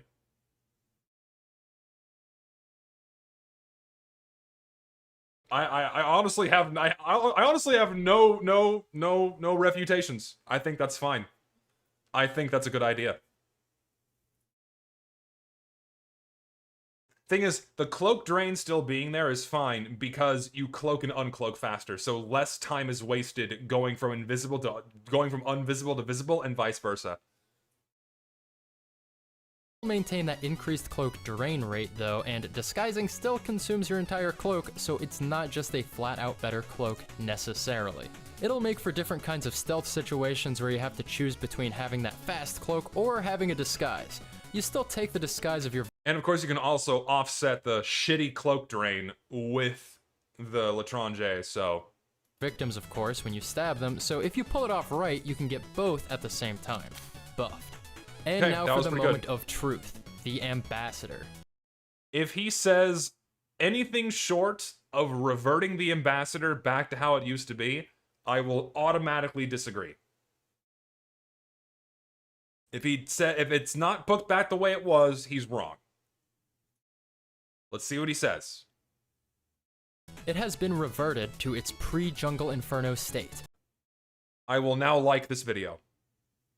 meaning that headshots from any range do a clean 102 damage. In combination with the kunai's There you health go. regeneration, That's all you needed to do. That's it. You've now fixed the Ambassador. used to create juggernaut spies who could stomp entire teams. But if you saw my last video, you know that our kunai no longer heals the spy and instead offers him a longer range Why'd he backstab. keep it? Without Why'd he keep the... Does he... why'd he keep that? No, we don't need a... You have a ranged backstab option, but now also the faster firing rate on the Enforcer? No! Oh, God. possibility Let's see how he justifies that shit. of juggernaut spies, I think this new old ambassador could help Spy fulfill a more dynamic role in the team rather than exclusively just going for backstabs. It will also be the perfect counter See, my stance on that is it gives Spy another tool to get himself out of jail. Not for free, but, you know, it rewards higher skill play and getting yourself out of a tight spot. I think that's why the old Ambassador was fine. Personally, I don't like the idea of the Spy... I don't like the idea that some people have that the Spy needs to be this belligerent tank or some kind of a juggernaut in order to be viable. I think people don't lean far enough into, you know, the fooling people, into the being sneaky aspect of Spy. I dislike that people feel like he needs to be a DPS class. No, he doesn't need that. He needs more tools to help him lean more into his character, and that makes for more fun and interesting gameplay. So, that's why I'm okay with the Ambassador. Because it's a nice, you know, get yourself out of a tight spot kind of thing. to the new Darwin's Danger Shield, aka Forrester's Frog Skin, which allows the sniper to jump to crazy positions at the... I I still think that fucking idea for the Darwin's Danger Shield is a terrible idea. Yes, let's give the sniper even more mobility and allow him to put himself in even harder to reach places so he can still headshot you and you can't kill him. Fuck! Cost of Horrible 25 idea. health. In the last The video, sniper most is the last class that needs any kind of mobility buff. people assumed this would make Sniper crazy overpowered, but in practice, it's really just not that crazy. And now with this Ambassador capable of insta-killing the Sniper from any range due to his decreased health, it won't allow him to camp in these new positions for very long if He thinks it's not crazy because he's probably not seen this in the hands of a 5,000 hour sniper. If this was put into the hands of like even a 1,000 hour sniper, my god. Ugh. if there is an attentive enemy spy. The Ambassador has been buffed. And now I'm gonna say something that might get me in a little bit of trouble.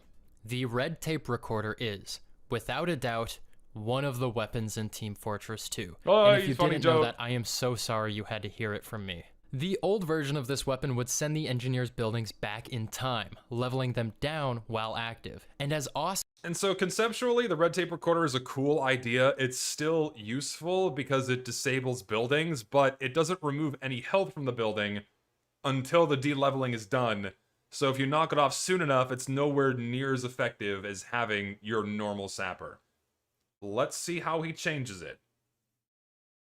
awesome as this sounds, using the normal sapper will just destroy the building much quicker than the red tape recorder can, meaning the normal sapper is always the better option. Or is it? Yes, the red tape recorder does less damage, but in certain cases, this can be a good thing. Why? And by in certain cases, I mean in one hyper-specific case, which is when the spy is fighting a battle engineer. The normal sapper takes 4 seconds to destroy a mini-sentry, whereas the red tape recorder takes 10.5. Since most battle engineers don't play around their sentries the way a normal engineer might, they would usually prefer to just let the mini-sentry die to the sapper so they can quickly place another one and maybe get a couple revenge crits. But since an engineer can't destroy a building while it's being sapped, the red tape recorder either forces the engineer to not have a sentry for 10 seconds, or to go remove the sapper himself. This is the red tape recorder's one, and only, fucking use. But what if we changed it to lean into this aspect of the weapon? What if, instead of sending a building back in time, it froze the building in time? Meet the new red tape recorder, which does a sum total of 0 damage to buildings. It will stay on a building forever, disabling it until the engineer destroys the sapper. Combined with this 0 damage penalty, our new red tape recorder also has double health, meaning it takes 4 swings for a wrench to destroy. Okay, I was gonna say, because if he didn't do something like that, then it would just be a worse sapper, but the fact it takes 4 swings instead of 2 at least makes it not as shit? But no, yeah, he could literally just change classes just as quickly and then offset it. Yeah, that is true. Or even then, just swap to Gunslinger. So if he only manages to get your gun, swap to Gunslinger. Yeah, it's an interesting idea. I don't know if I like it.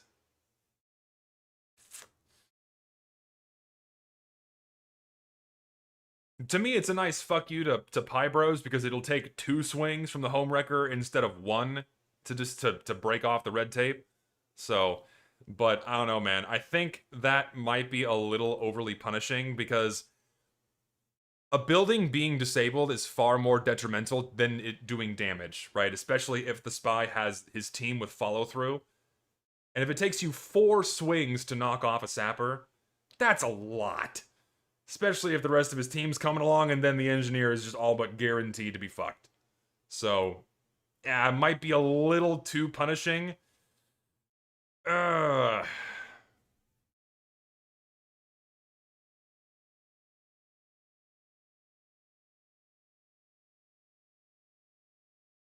Yeah, and then even more swings with the Jag. Yeah, if it doubles, it'll take 6. Oh my god, 6 swings.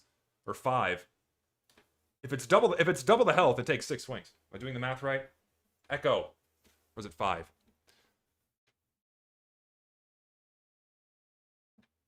Echo, please. Does anyone know how much health the sapper has exactly? What is there like a number for how much health the sapper has?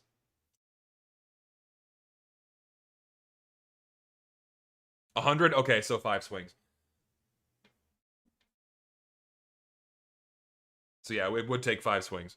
So, God, yeah, I don't think it's a good idea. But I don't know what you could do differently to make the red tape recorder not a downgrade in every situation, except like he said about minis. What could he do differently?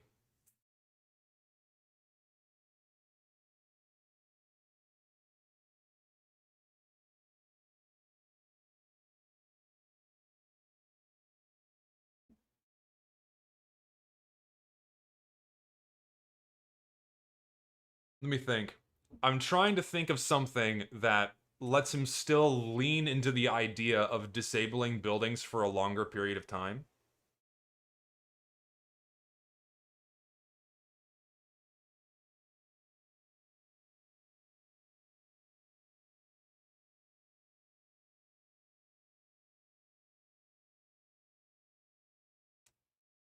Some of y'all might not like this idea. Some of y'all not might like this idea, but the Meet the Spy video popped into my head just now, where he slides the sapper underneath the building, and then it starts sapping it.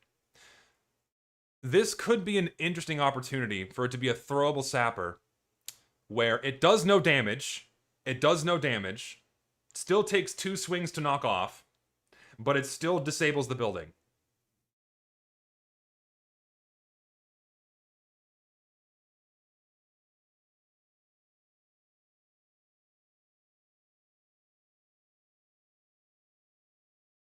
I don't know how long the range would be. I would say it'd have to be fairly short. Not too far, like loose cannon distance or shorter. Like a very steep arc or a slow projectile speed. And so the spy doesn't have to immediately throw himself into a pyro or to like a well-protected sentry nest. He could like abuse, he could abuse elevation, he could abuse arcs to throw a sapper, right? But only at close range. That would actually open up a lot of dynamic play for a spy. That could be interesting. But as a penalty, because a ranged sapper would be very powerful, then have it deal no damage, and then have it still take 2 swings to knock off.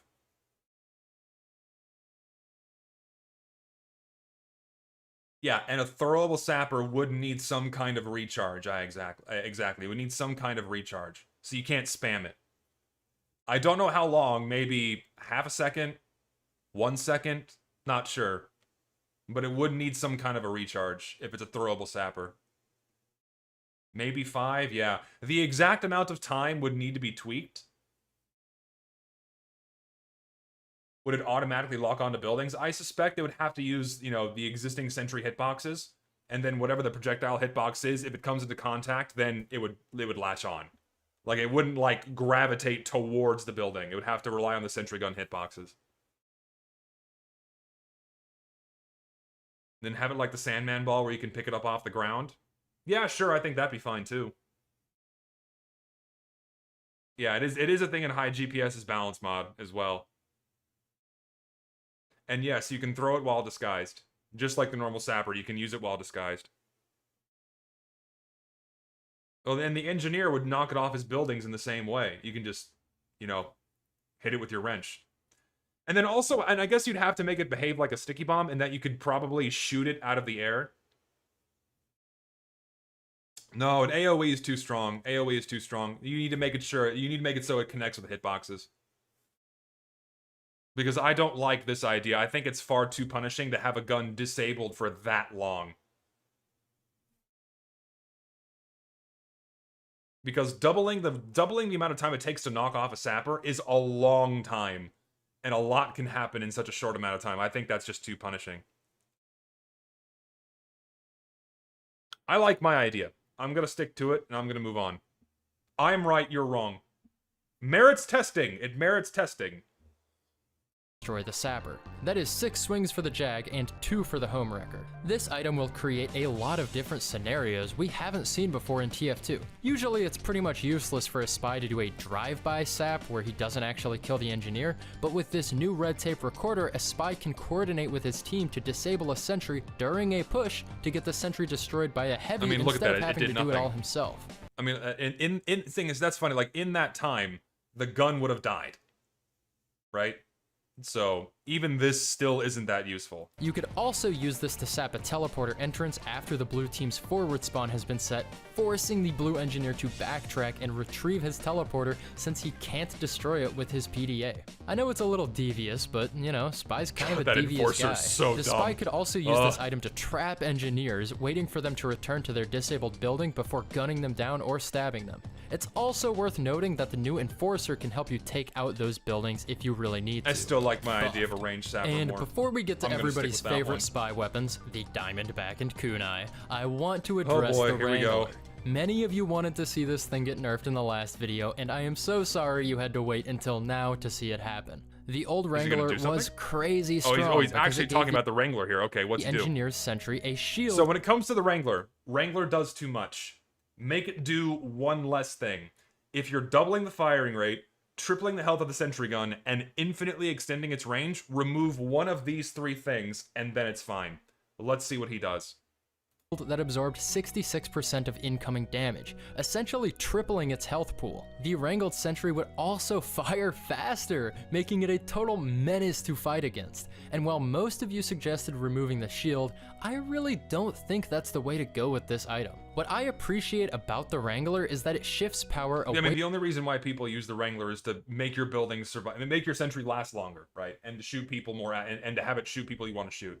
The doubling fire rate thing is not as leaned upon, I don't think. I suspect that that might be what he removes.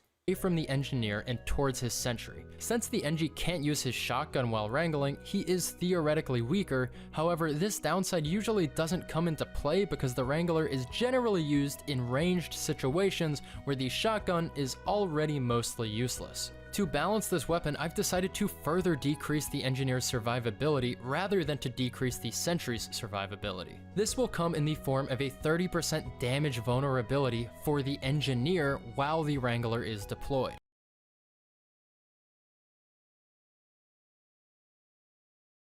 You can get one tap by a rocket or a pipe. That's not a good idea.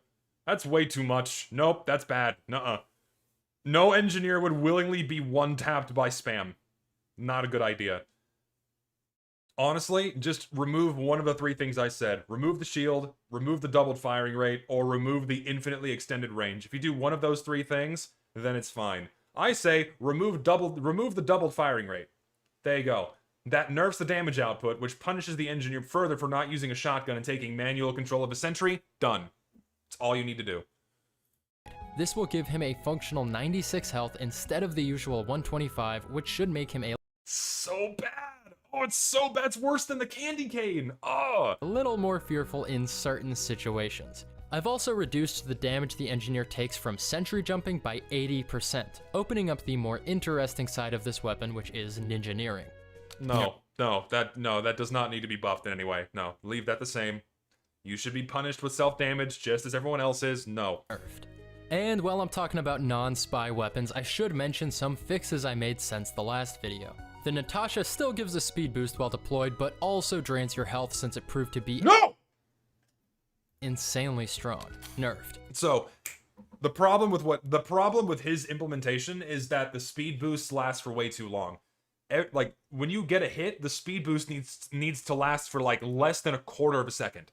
So you have to be continuously landing your shots in order to get the speed boost. So as soon as you miss, you're not moving faster anymore. High GPS's balanced servers handle that way better than this version did. That's what he needed to do. The Heavy does not need health drain while firing his primary weapon. Oh my god. Oh, that's horrible.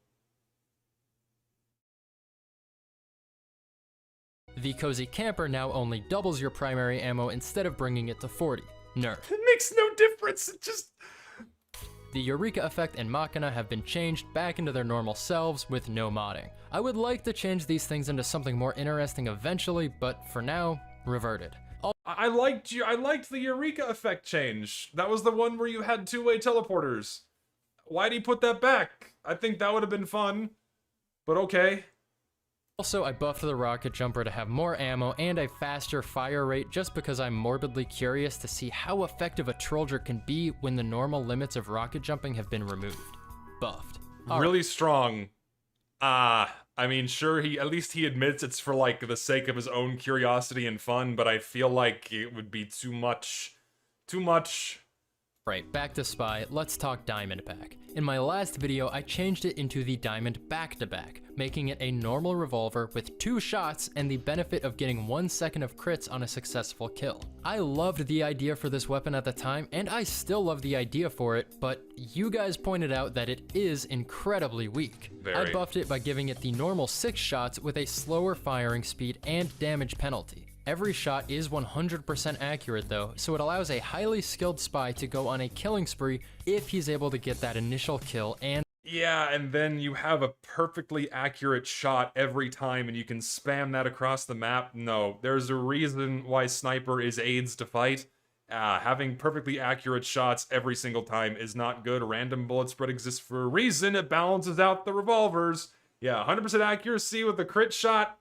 And in normal success, or in a slightly slower firing speed, no. There should not be 100% accuracy on revolvers. I think making it not 100% accurate, but keeping the 1-2 thing, that's fine. Where you do normal shot crit, normal shot crit. I think that's a little bit better, but slow the fuck on the firing speed down.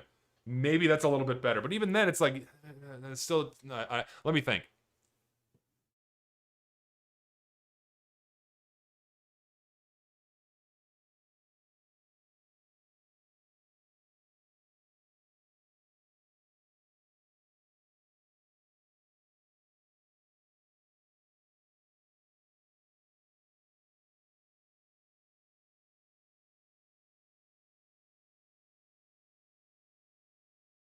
But still make it more powerful than the Ambassador, man. With the slower firing speed. Even with normal random bullet spread, it would still be more powerful than the Ambassador. Fuck. God, the fucking... Ugh.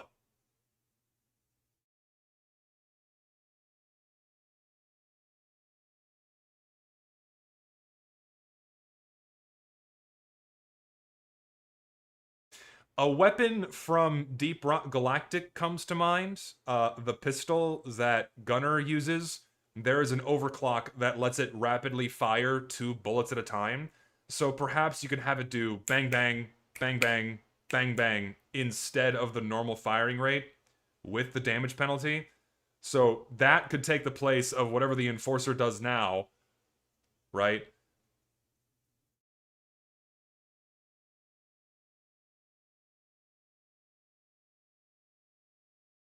Yeah, like burst fire semi-auto, I guess. Maybe that's a slightly better idea. So in the moment, your first shot has slightly higher DPS if you land both, and if you're caught out. But if you miss, you're punished because the next 2 take a longer amount of time.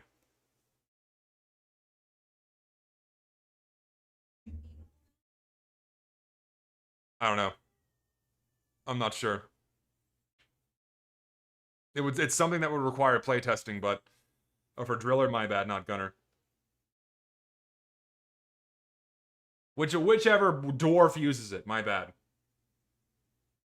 Whichever dwarf has it. I don't play the game enough to have everything encyclopedically retained to memory. Whichever gun that is in Deep Rock Galactic that fires 2 shots like that, that's the one I'm talking about. But no crits on kill. No crits at all. No crits on kill. No crits. None. If that happens, no crits.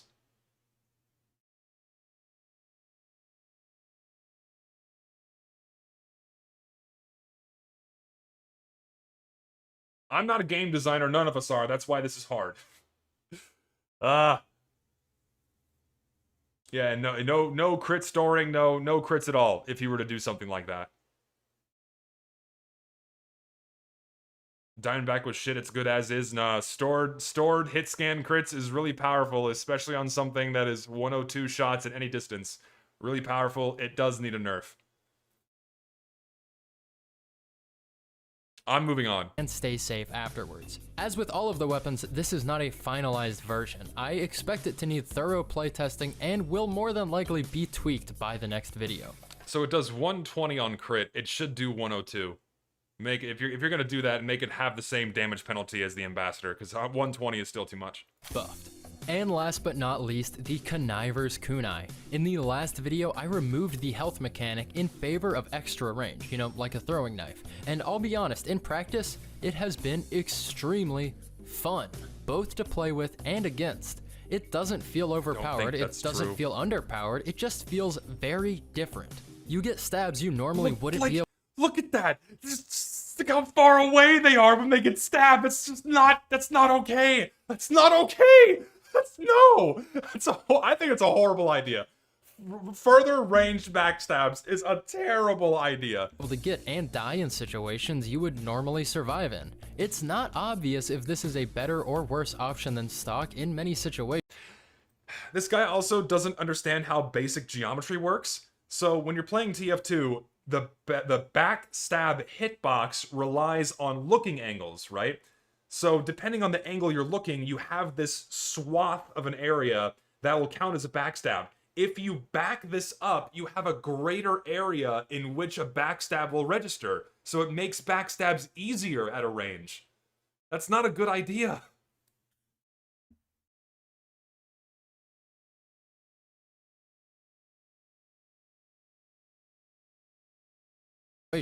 But it does change things up for a really fun. No, the backstab hitbox is not exactly 180 degrees. Spy experience where any second could grant you a multi-kill or get you insta-killed. It's fun. And that's my only goal with this entire project. I'm not saying that all of these changes should be put in the base game or that they should be competitively viable. My server isn't throw a backstab, but it's still in his hand and not on cooldown. Even thing is, you'd have to make an entirely new animation for throwing a knife, which obviously they can't do.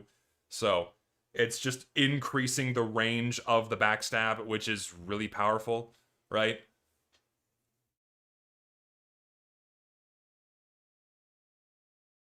So think about it this way, right? So I'm probably gonna butcher this drawing, but like, say this is your enemy's bounding box, right? And so depending on the direction they're looking, right? That means this is your effective area in which a backstab can register, right? And so when your hitbox is extended, right? So and then your normal hitbox interacts with this, right? So let's say you're within normal TF2 hitbox melee range, right? Your melee hitbox extends out about yay far in front of you, and then that will register as a backstab, right? Depending on the direction you're looking. And so you have, you know, this limited access to the backstab hitbox like so. But if you were to back up, and your hitbox is extended, you now have a much greater area to access of this backstab hitbox. So it greatly enlarges the amount of area you have to work with for landing a backstab. So it's really, really powerful. That's why I don't think it's a good... That's the main reason why I don't think it's good. One, it's extending an insta-kill thing with melee, and then it's still relying on normal melee hit registration in order for it to work. Don't you need to be looking at the target? Thing is, melee hitboxes in TF2 are a box. It's not a perfectly straight line.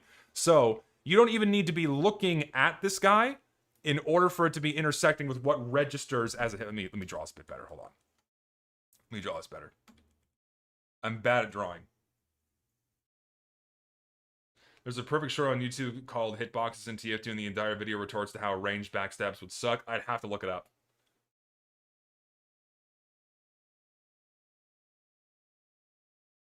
No, yeah, I know there's a video. Like, hold on, let me just don't save. So let me open up a new YouTube tab here. Spy backstab mechanics illustrated. Oh yeah, it's this really old 6-set video. Yeah, so for those of you that don't know how backstabs work, here you go. Spy must be in the standing behind the player's victim base in the middle of the player's hull. Spy must be aiming no more than 60 degrees away from the victim. So think about that. No more than 60 degrees away. You back that up. That gives you an even wider area to exploit.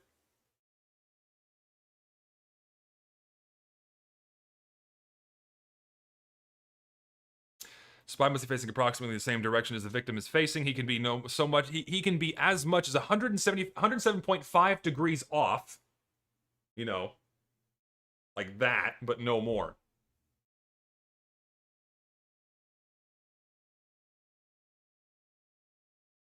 And so it's a nice visualization here.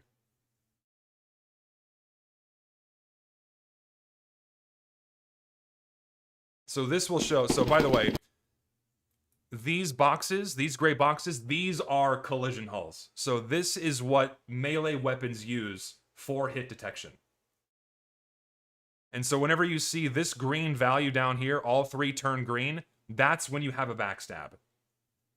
And so think about how powerful this would be even further away. Oh my god.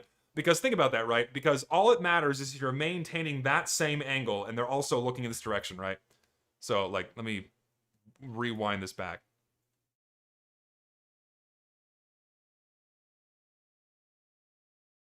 So bring that back. Okay, so right now, this counts as a backstab. If you're close enough, right? You have to be probably right about here where my cursor is in order for this to count as a backstab. So it's a much smaller area that you can exploit to land your stab. Imagine being able to stab at this distance. It's a much bigger area that you can exploit to fucking get the guy. It's too strong.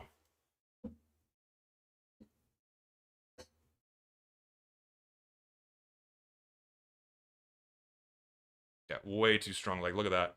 All of that still counts as a backstab so long as your melee hitbox registers. I need to do a mental. I need to think about this for a minute because you're doing.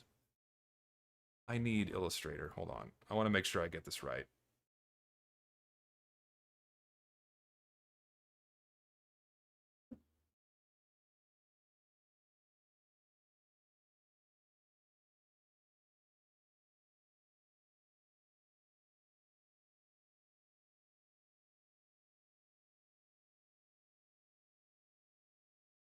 I have to draw. I have to draw. If I don't draw, I'm gonna be annoyed. Okay, so here you are. So this is the spy. Say we're on blue team. This is your target. Put that there. Make you blue. Actually, make these both smaller. Put this here. Put this here.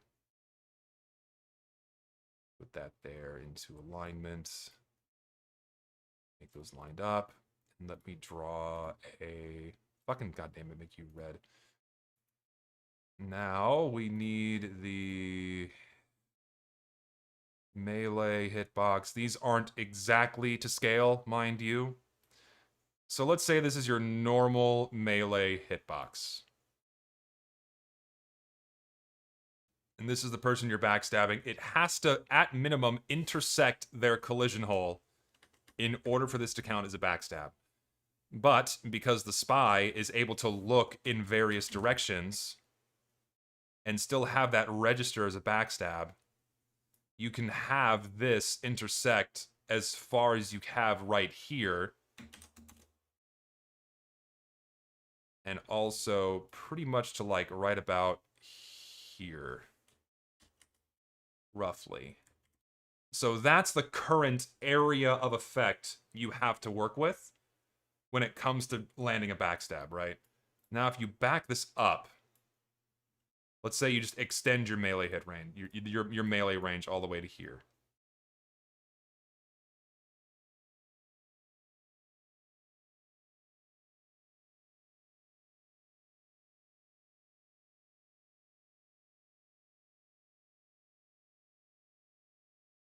How far away can you get away with it?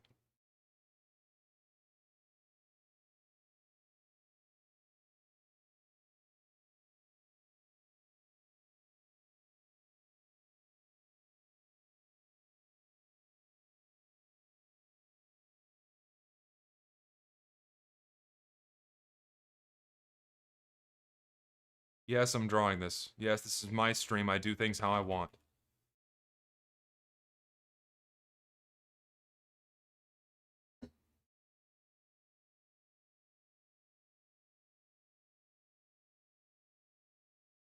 Am I insane for saying you now have a wider looking swath in order to be able to land a backstab?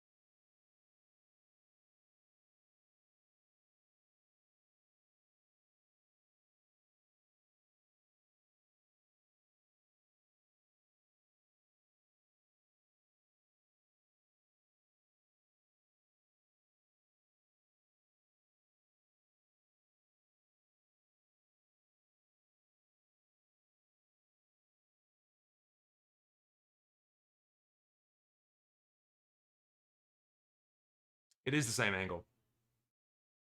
It is the same angle because I'm stupid. Because in my mind, I'm not thinking about this swath being anchored to these points. So I'm wrong. Or I was wrong.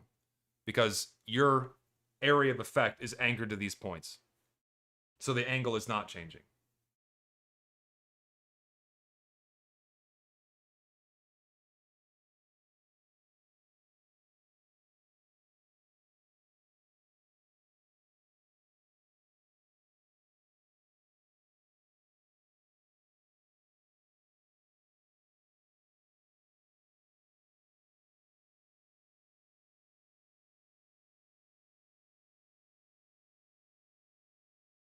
I need to think about this more.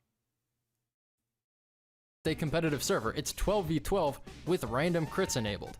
Most of these would be very out of place in base TF2, and that's kind of the point. I want to see TF2 played in ways This isn't to say that ranged backstabs still wouldn't be bullshit.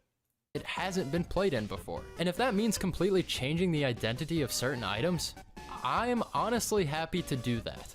I want to see what it would be like to have snipers jump 50 feet in the air, or to give Demoman a beggar's Oh, that's bazooka. it. Okay. Well, that was the end of the video. Now he's just like responding to backlash and shit. So, again, like I don't. If anyone like legitimately harassed this guy because of the video he made, you're fucking stupid. We were just having a good time poking fun at his balance changes. That's all we were doing. So, yeah, there you go.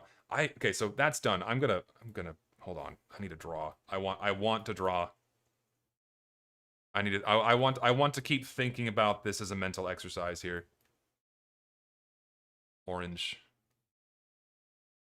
Red.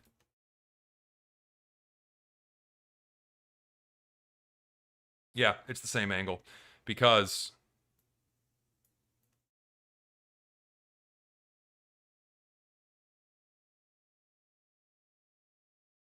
or rather, I need to only select these.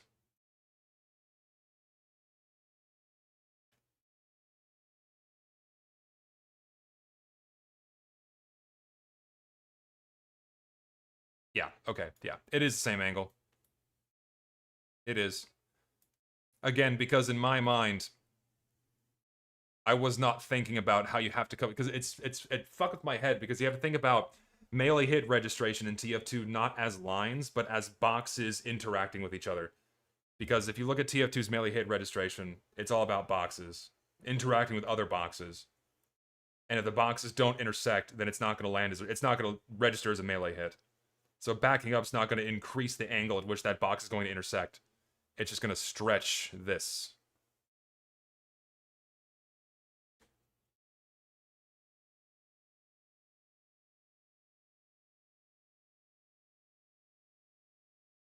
Anyway.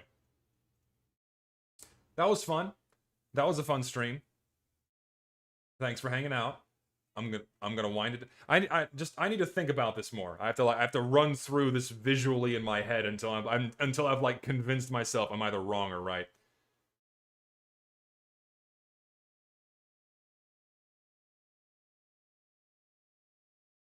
But thanks for chilling. Thanks for watching me struggle over a geometry problem.